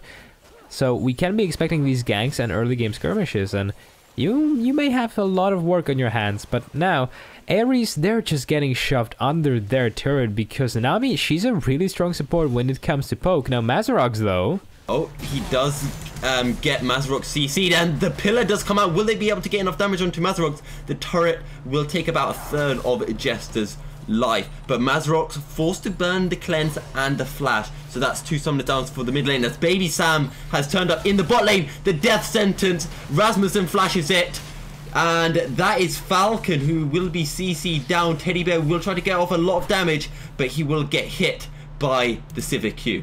And Teddy Bear just manages to run away in the end. A lot of chunk damage coming from the side of both Falcon as well as Teddy Bear. Now in the mid lane, that is precisely what I talked about. When Mazarox doesn't have his cleanse up, he cannot do anything against that Trundle Pillar. Jester played that well, just waiting for that flash, and in the end Mazarox almost died to it. Now he is trying to poke Champion of Ash down, but he first doesn't have mana, and second doesn't have that Arcade Comet, so every single bit of poke that he lands isn't dealing as much damage. Given that how well Arcade Comet synergizes with that Q of his, because it does slow the opponent, so maybe not working out too well for him. And again, with that gank that Baby Sam got off onto the bot lane, it forced both bot laners from Crater to flash, but one trick also flashed as well, trying to get off that death sentence. So 2 flashes to 1 in the bot lane. Yeah, I feel like 2 is more than 1. That's just my theory, though. Are you sure? I think we need a mathematical proof I think for that. so. It's okay. Now, what I am looking at is, where is Jester going to do a repeat gank? Because you mentioned that, well, Parnstar doesn't now have that flash. That can be an avenue that Jester can exploit, but Mazarox doesn't have his summoner spells either in this mid lane, and so with Champion of Ash's ultimate being online in a few seconds, or around a minute, sorry, we can be expecting Jester to just hover around this mid lane and come back and take a really guaranteed kill, because there is no way that Mazarox is going to run away from that Frozen Tomb. Right, and now you've got Rasmussen, who is rotating up. So could we see what I mentioned earlier of Jester and Rasmussen ganking the mid lane? No, Rasmussen's going to head back to bot lane. He's just going to return to that Severe, who is able to push the waves out just under the enemy turret now. Jester knows that he's been spotted, just putting down some of the mental pressure on Mazarox right now. And however, yes? I was just going to say, and Falcon's just poking down one trick so much. Just one quick combo and Panstar's lost half of his HP. And that's the power of the shifting, no, not shifting sand, that's shifting sands. The W, let's just call it that, from Nami, of course. The damage is pretty insane when it just chains together over and over and over again. Now, of course, Jester tried to do something in the mid lane, but he didn't have the best of routes. And now, if he comes top lane, he is going to be in the back of Hyung Ra, but look at that vision. He's actually done his research, and, well, he's, you know, keeping himself alive just with that nice little ward in the topside river. It's a very deep ward as well, isn't it? Not it is. warding in the, well, the pixel brush. It is pretty much the perfect ward that you can get if you're playing top lane, because it reveals so much vision around both the river. Bot lane though. Yes. And Falcon won't get chunked down because Rasmussen lands a beautiful Aqua Prison. Teddy Bear very low though, and the boomerang almost gets him. But no deaths in the bot lane. At the end, Teddy Bear manages to dodge out of the way. And now, a pretty big discrepancy being built up in the bot lane for the side of Crater once again. Well, not too well. Nothing too great happening for the squad of Aries right now. The saving grace of theirs is the Hyung Ra. Right now, he's playing this cannon superbly, just pushing sticks over and over and over. He hasn't even used all of his charges in that minion dematerializer. He's keeping his vision up, which is really important. And so far, Styx has just been unable to do anything on this map. And Jester and Mazarox are fighting around the bramble backs. Mazarox very low. Press the attack has been procced. And Jester will pick up first blood. Oh, Here no. comes Champion of Ash now. He has been slowed. He will get frozen down. Does he have flash available? He will flash over. Champion of Ash not going to flash over. Could have flashed over for an easy kill, but decided against it. Yeah, well, to be fair, Hyung Ra started rotating from the top lane, so they decided to just pay enough respect to him. They realized that he does have level 7, he does have the access to his ultimate, and he can just look to burst them all down immediately. A good kill, however, going into the pockets of Crater, into the hands of Jester. And while the snowballing triangle isn't something too terrifying, it's going to ease up this matchup of Trundle against the Sejuani even more as Teddy Bear. 5 HP. Whew. That is terrifying. The boomerang blade from Sivir combined with the ebb and flow from Rasmussen is just poking them down so much, and you have to feel for Teddy Bear because there's nothing he can do. He just gets poked down so much. He's under turret, and without your jungler, there is absolutely nothing you can do. Yeah, and one trick cannot do anything against it either because he needs to get a good death sentence. But Falcon and Rasmussen are playing so well around the minion wave that there is nothing that he can really do. He doesn't have the damage and pressure in the case of Vayne either, and so they just get poked out over and over and over again, and it's a really difficult lane for them to really power through right now as a 27 CS discrepancy now in the bot lane. And we do like looking at CS discrepancies. Also big CS advantage for Hyung Ra as we get a little bit of a skirmish in that top lane. Yeah, well, Maokai, he just slams the ground. He sends apparently a seismic wave through it, and then, well, this angry squirrel in a costume doesn't get to live. Well, but he does, but angry you know. ninja squirrel. Okay. No, it's a costume, okay. Costume. But Styx is now getting a little bit of a foothold in the top lane. He's forcing Hyung Ra to use up that minion dematerializer. He isn't getting pushed under his turret nearly as much, and that is because he has finished that Spectre's Cowl. So he's going to be able to get that nice little sustain, as Hyung Ra will likely be forced to use that TP now, which is going to alleviate once again a lot of pressure from the side lanes, as they will now know that Cannon does not have access to this cross-map playmaking utility thing magic. Yes.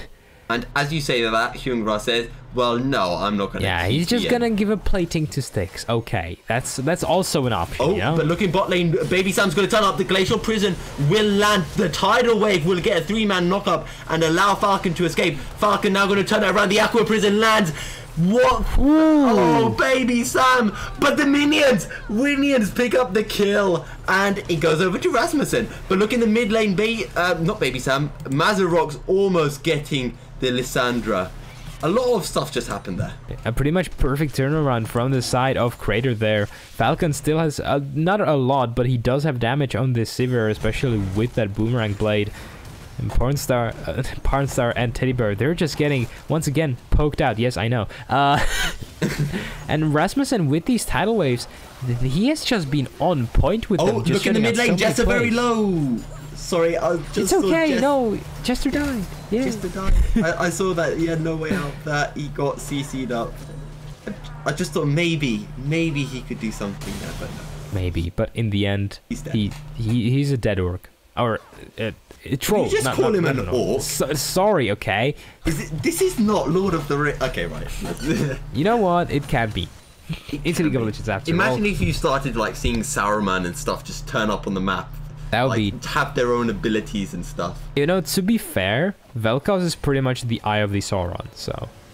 Right, but we all know what the first item Sauron would take. It'd of course be Doran's ring. Would it be, or would he take alcohol? In the case of Corrupting Pot, doesn't matter. Skirmish in the Topset River doesn't happen. Okay. Now, the Hextech GLP 800, which is probably one of the worst names for an item to ever be created by Riot, has been finished on Mazarok, so he is going to have a lot more soft CC to try to set up these kills with Baby Sam, who has been paying a lot more attention to the bot lane than maybe I would anticipate, but so far every single gang has just been turned against him, as Falcon always has Flash, Spell Shield, and Rasmussen's Tidal Wave to just keep himself alive. And Rasmussen's Tidal Wave have proved really clutch, as we haven't engaged in the top lane. The Glacial Prison will miss from Baby Sam, as Styx will dash out of the way, and Styx will get away. He has the knock-up. Hyungra very low, and Trundle, is he going to be rotating? Champion of Ash just standing there. He will get the root off. Mazarok will try to get off as much damage as he can, but he will escape with the flash and the cleanse burnt, which is very, very important. Once again, not giving a kill to this Champion of Ash. He is building into that Luden's Echo that I talked about now in the top lane, the Baby Sam. Styx with a flash ultimate. Trundle, can he pick up the kill? Yes, he can. And that is a kill going over to Jester. 4 kills to 1 now for Crater. Once again, a little skirmish happening in the top side jungle, though. Mazarok's trying to get down the ultimate, but Champion of Ash just says, oh, I'll ult. Nice ult damage from you. Thank you very much. He just healed up for a bit.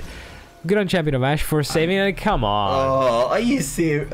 Okay, so the official reason for this is Teddy Bears come on and say mid-lag. Is that Mazarok's excuse for ulting Champion of Ash when he had ult up? You know what? It very well may be. Now, Mazarok, he's been playing this matchup pretty well. Of course, we weren't expecting anything too volatile in that mid lane, so both of these mid laners have just been farming up a storm. 100 creeps have been passed by Mazarok, that first item, of course, having been finished. And so far, 2 kills now sitting on Jester will mean that he is going to be able to finish those tanky items a bit quicker. However, that 1 kill on Falcon, he does have Essence Reaver, and while it doesn't give you any base mana, every single auto attack now refunds more missing mana than it did before. It's now 1.5%, so that's pretty huge. They're just gonna be able to keep this Vayne and Thresh locked in under their turret forever. And Essence Reaver now gives you cooldown reduction and crit, just like the old Essence Reaver did. Yippee, we're back to good old Essence Reaver. Yippee. So is that what they do in the Britlands? In Britlands? No. I don't know. I don't know what they do. Brits don't celebrate. Like, whenever you're happy, They don't celebrate just at all. I don't know. I feel like it's one of those things when you watch commentators for like British football. I don't know why I say British football. For football, they never get like overly excited about anything. But then when we watch the continental commentators, they literally go berserk over everything. So, well. yeah. Yeah, let's just say that we are a bit more fun over here. Now, of course, what is also fun is that, as someone rightly pointed out in the Twitch chat, Sivir has been really good at farming thus far, 100 and almost 30 creeps. And it's not going to stop anytime soon, as once again, she does have that Essence Reaver already finished at 13 minutes. It's just been, whew, it's going to be really, really difficult for the bot lane of Aries to do anything now. Just shoving in the wave so many times. Teddy Bear just can't CS under turret, especially with Falcon, with a Boomerang Blade, just poking. And now with the Essence Reaver, even more poke is going to be coming from Falcon. Well, the Boomerang Blade now deals, let me check real quick, around 300 damage. Watch the bot lane, because Rasmussen and Falcon are trying a Death Brush. The Aqua Prism will miss. Tidal Wave is available. It will land onto Panstar. Panstar will flash out of it, though. That heal was not necessary, but regardless, that is a lot of summoners down for Aries. Once again, just allowing Jester to just roam over there, you know, just say, hi, I'm a troll, not an orc, and say, well, I'm getting a kill. And it should be really easy for him to do so now. We're just going to have to see what Aries decide to do. And for Aries right now, their saving grace is Mazarox, actually. He does have a really good farm as well. He is going to be the primary carry for them in this early to mid game. And as soon as these teams start grouping together, just keep an eye on him. An eye, get it? Now, God. If he is in the front line and gets shut down immediately, there is nothing really that Aries can do. Sure, they have Hyungra on this cannon as well, but he isn't the most consistent source for DPS, and so it's going to be all on the backs of Mazarox. We're also 15 minutes into the game and no objectives have been taken, but bot lane, the turret is very, very low. It's on, I don't know how, 31 HP. 31. So Sivir just has to walk up and throw an auto attack and that turret's gone.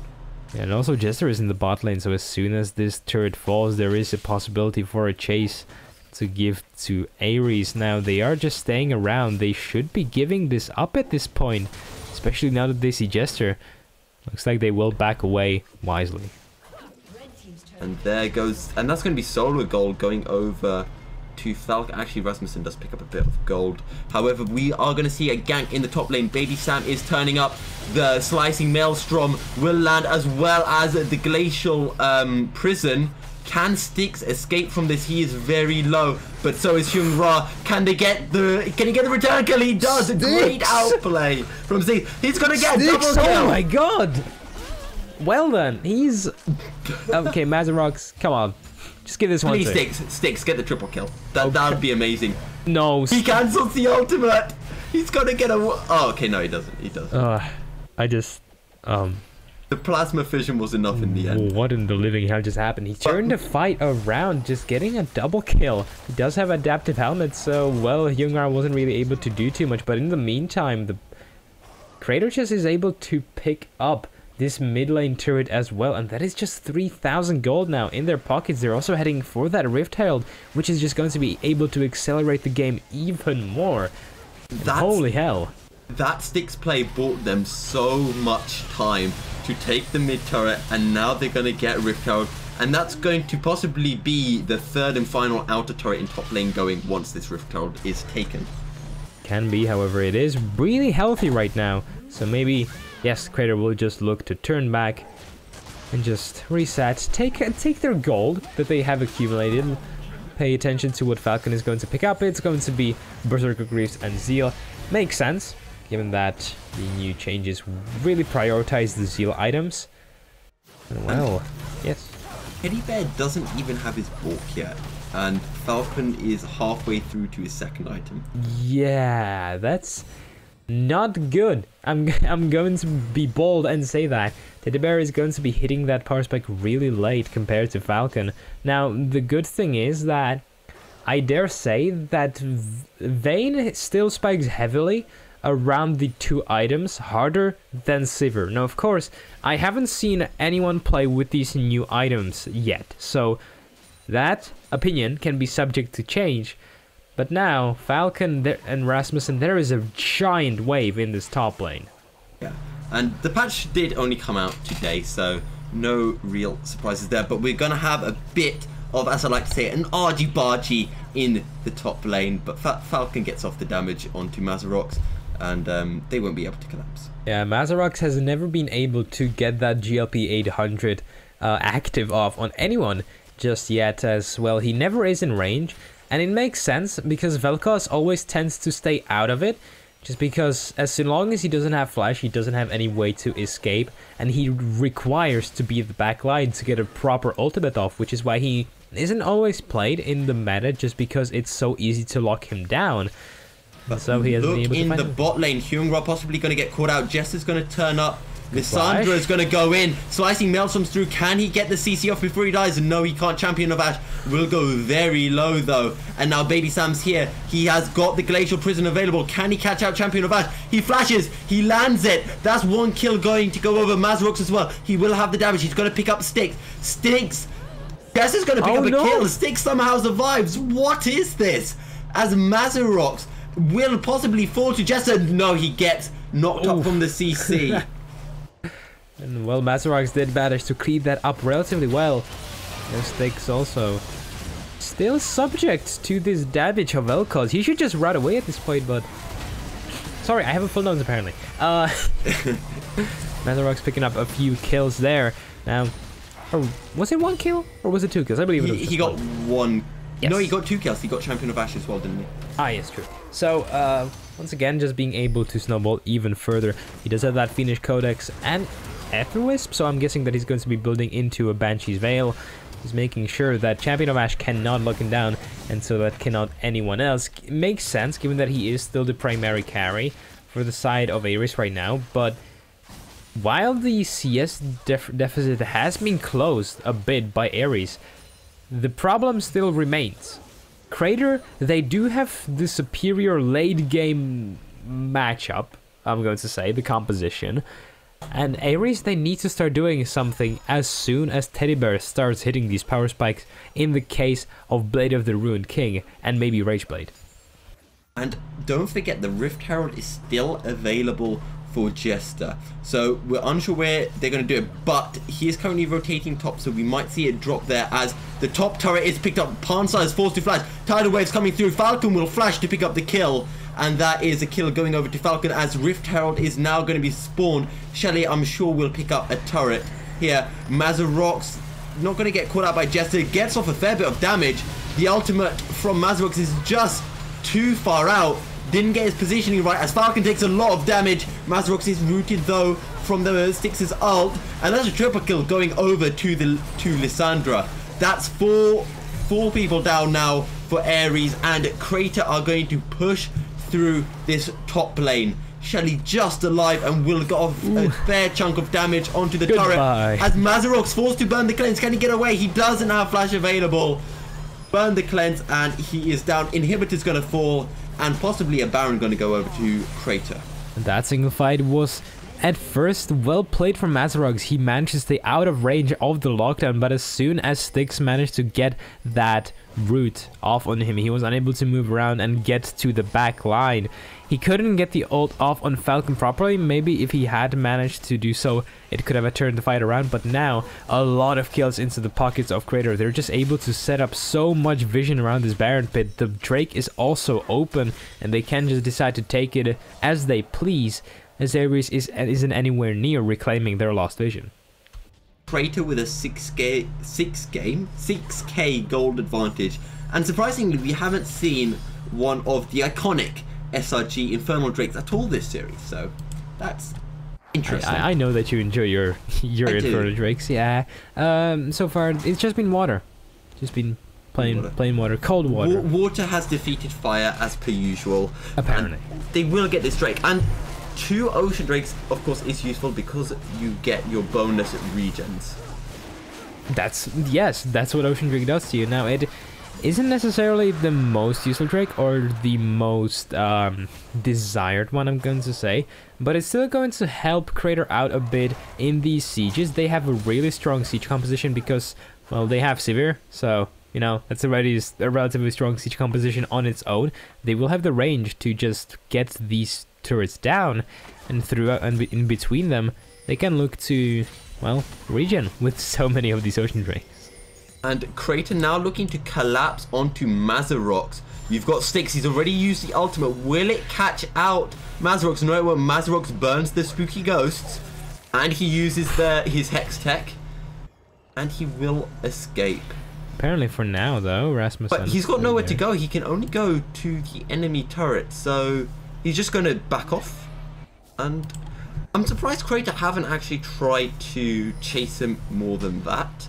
At this point, I would be expecting them to get more advantages somewhere else on the map. So far, they're just grouping in the mid lane, and they give enough time to Mazarox to get into there as well to try to hold them off. So a bit of a mistake, I'm going to say, as that is still a lot of damage coming from that boomerang blade. Jesus Christ. Yeah, and there comes the ultimate from Vel'Koz. The Frozen Tomb will miss, but Baby Sam's very low. Now you've got Styx diving in. And the box is burnt from Panstar, but Panstar is just... No, he's going to fall. Triple kill going over to Falcon, who will escape with a life. The inner turret is going to fall as well, and Baron is still on the table.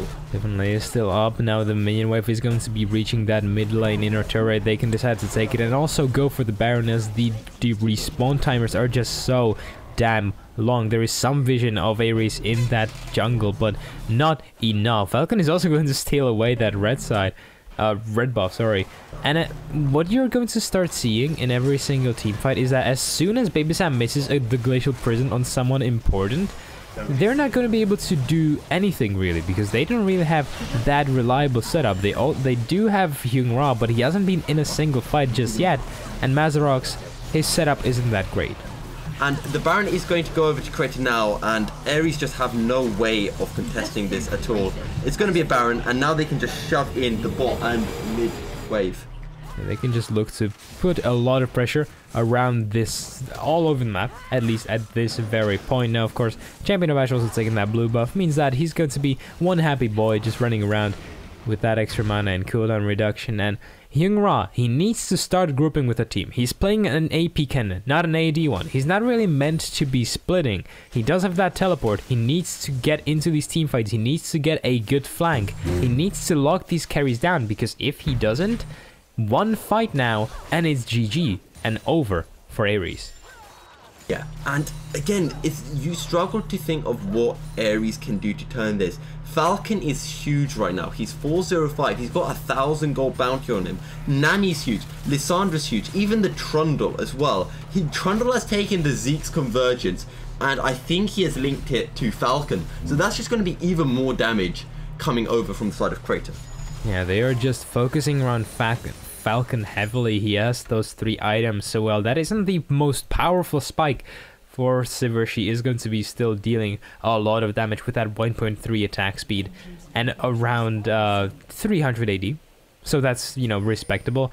They are just looking to siege down this mid turret, and there should be really nothing that Aries can do about it, as Hyung Ra is still in the top lane. Oh, the death sentence will land onto Champion of Ash, and Mazarox got the CC off, but the ultimate just wasn't enough. And Mazarox has...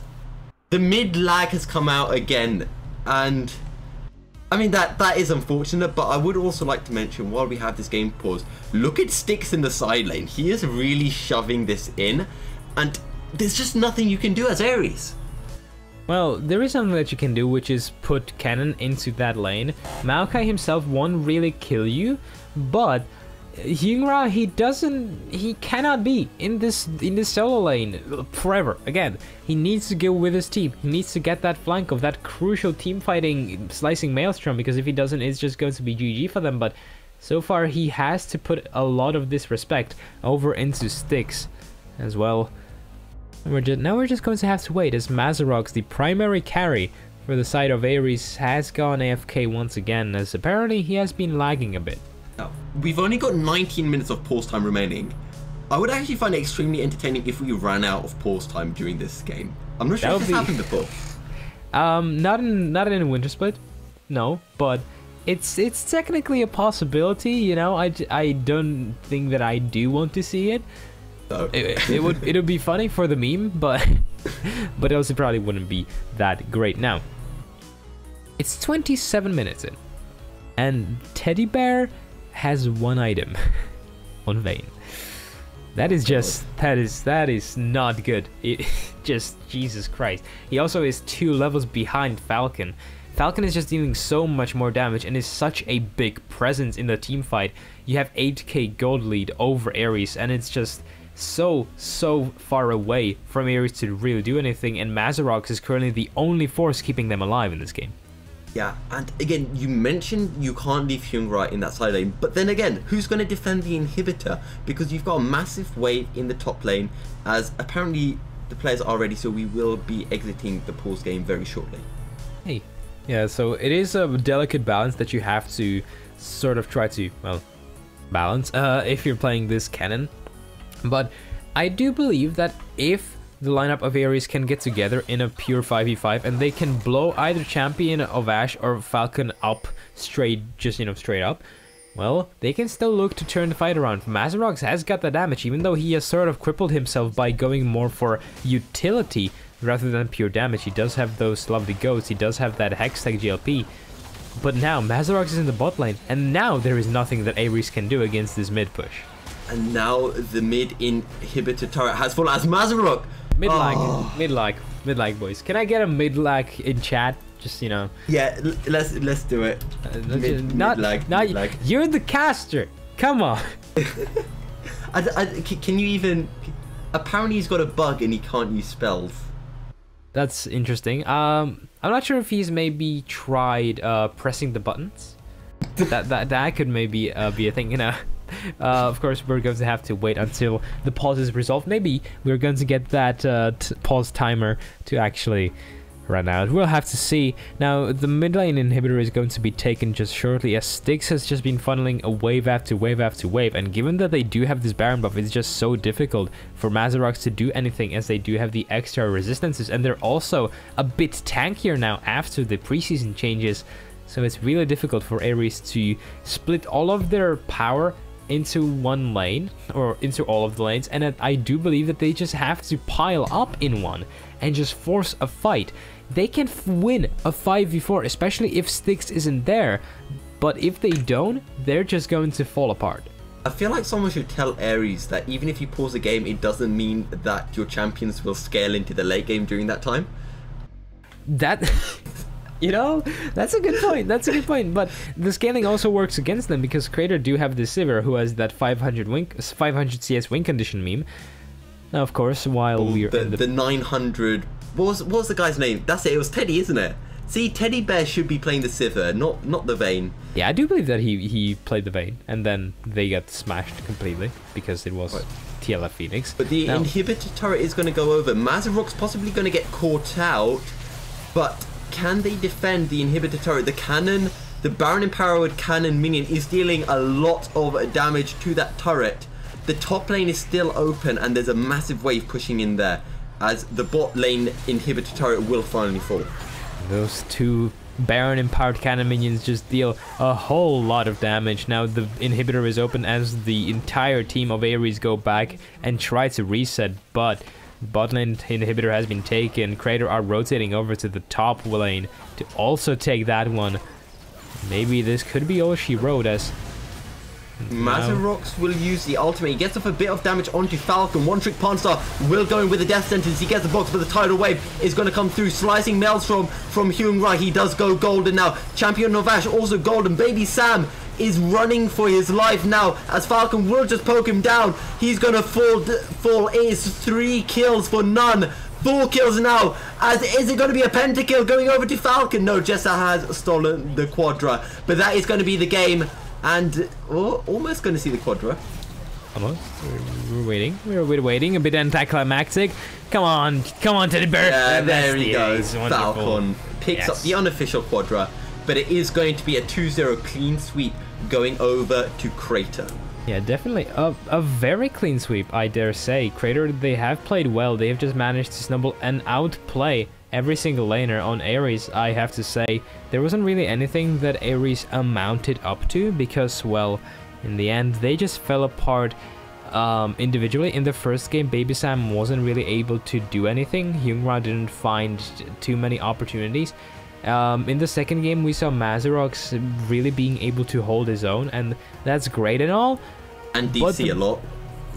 Yeah, but you know, maybe that was the energy that we required. But in the end, bot lane also fell apart, and once again, if every single lane loses, it's just so difficult to be able to really do anything. And the polls are out, so guys, do vote for your man of the match. And you have to say, Crater have played this really well, and Hunike, who has been coaching them, I don't know, I feel like Crater they played these two games spot on. They played, especially in that last game, they played it so slow with sieging the inhibitor turrets, and in the end there was nothing Aries could do. They forced Aries to try to do something in a situation where nothing really was ever going to work for them. Yeah, it was very methodical, especially the second one. The first one really just snowballed out of control for Aries, and there was basically nothing that they could do. But alas, in the end, very meticulous, I'm going to say, from Crater. They played it by the book, you said it. It was almost the perfect game, the 4 kills ruining the perfect option for the side of Crater, of course. Well played by them, I'm going to say. And I believe that they have sort of cemented themselves in the middle of the pack standings after that one little lost game, one little stomped game against Tiny Sport. And yeah, we mentioned at the start, how would they react to that, the perfect game, or the perfect loss? Yeah, you could say perfect loss. Perfect loss against Tiny. And this is the best way to come back. It was, as I said before, fantastically played from Crater, and I think they did deserve the win. And I am actually really interested to see how Crater will play through the rest of the Wintersplit and cement themselves as one of the top teams in Division 2. Yeah, I'm also looking for them to really show us what they are still capable of. They haven't had maybe the most impressive of performances today, has maybe marked the turning point. Of course, they will be next week playing up against Helsinger, who they have lost against, so that is going to be a very grudge-based matchup. Now, Aries, they are going to be playing against T2. I dare say that maybe that can be a way for them to really get their ego back up. Maybe they can get a stomp themselves. Who knows? Maybe. Now, maybe I should do the sort of mandatory sponsorship thingy-majig, as we have sort of run out of time here. So, ladies and gentlemen, thank you so much for watching. Of course, we do have a sponsor because apparently someone thought that we're sponsorable. They're called GamersClass, gamersclass.com with a Z because we're cool. If you want to improve at League of Legends and League of Legos and Counter-Strike Global Offensive and all sorts of other games are going to be coming on that as well. Go there, you can enjoy a professional epic gamer telling you what to do and what not to do. It's Froggen, isn't it? It's Froggen as well. I'm not sure who's from CSGO, but I believe it's someone also cool. Outside of that, please, if you haven't yet, press that nice little follow, that heart button here on Twitch. We go live almost every day. If we don't, well, that's sorry from us. We do have the schedule written down in this Twitch very channel, just below the nice little video box thingamajig. Follow us also on Facebook, YouTube, Twitter. Join our Discord if you haven't yet. We post memes and we have a nice little community going. We spam GG well played after every single game, so that's sort of wholesome. And we also have people that don't fall asleep until like 6 AM and they clog up the chat with Especially if you would like to learn how to play Twitch Glacial Augment and Tristana tank support. Don't, you're just scaring away people now. Right, okay, sorry. That does not happen, right? Cut. Yeah, okay, no, right. never. There isn't one caster that does that. Outside of that, ladies and gentlemen, thank you so much for watching. My name has been Karim. My lovely play-by-play today has been Milky Cereal, and we both wish you a very good night.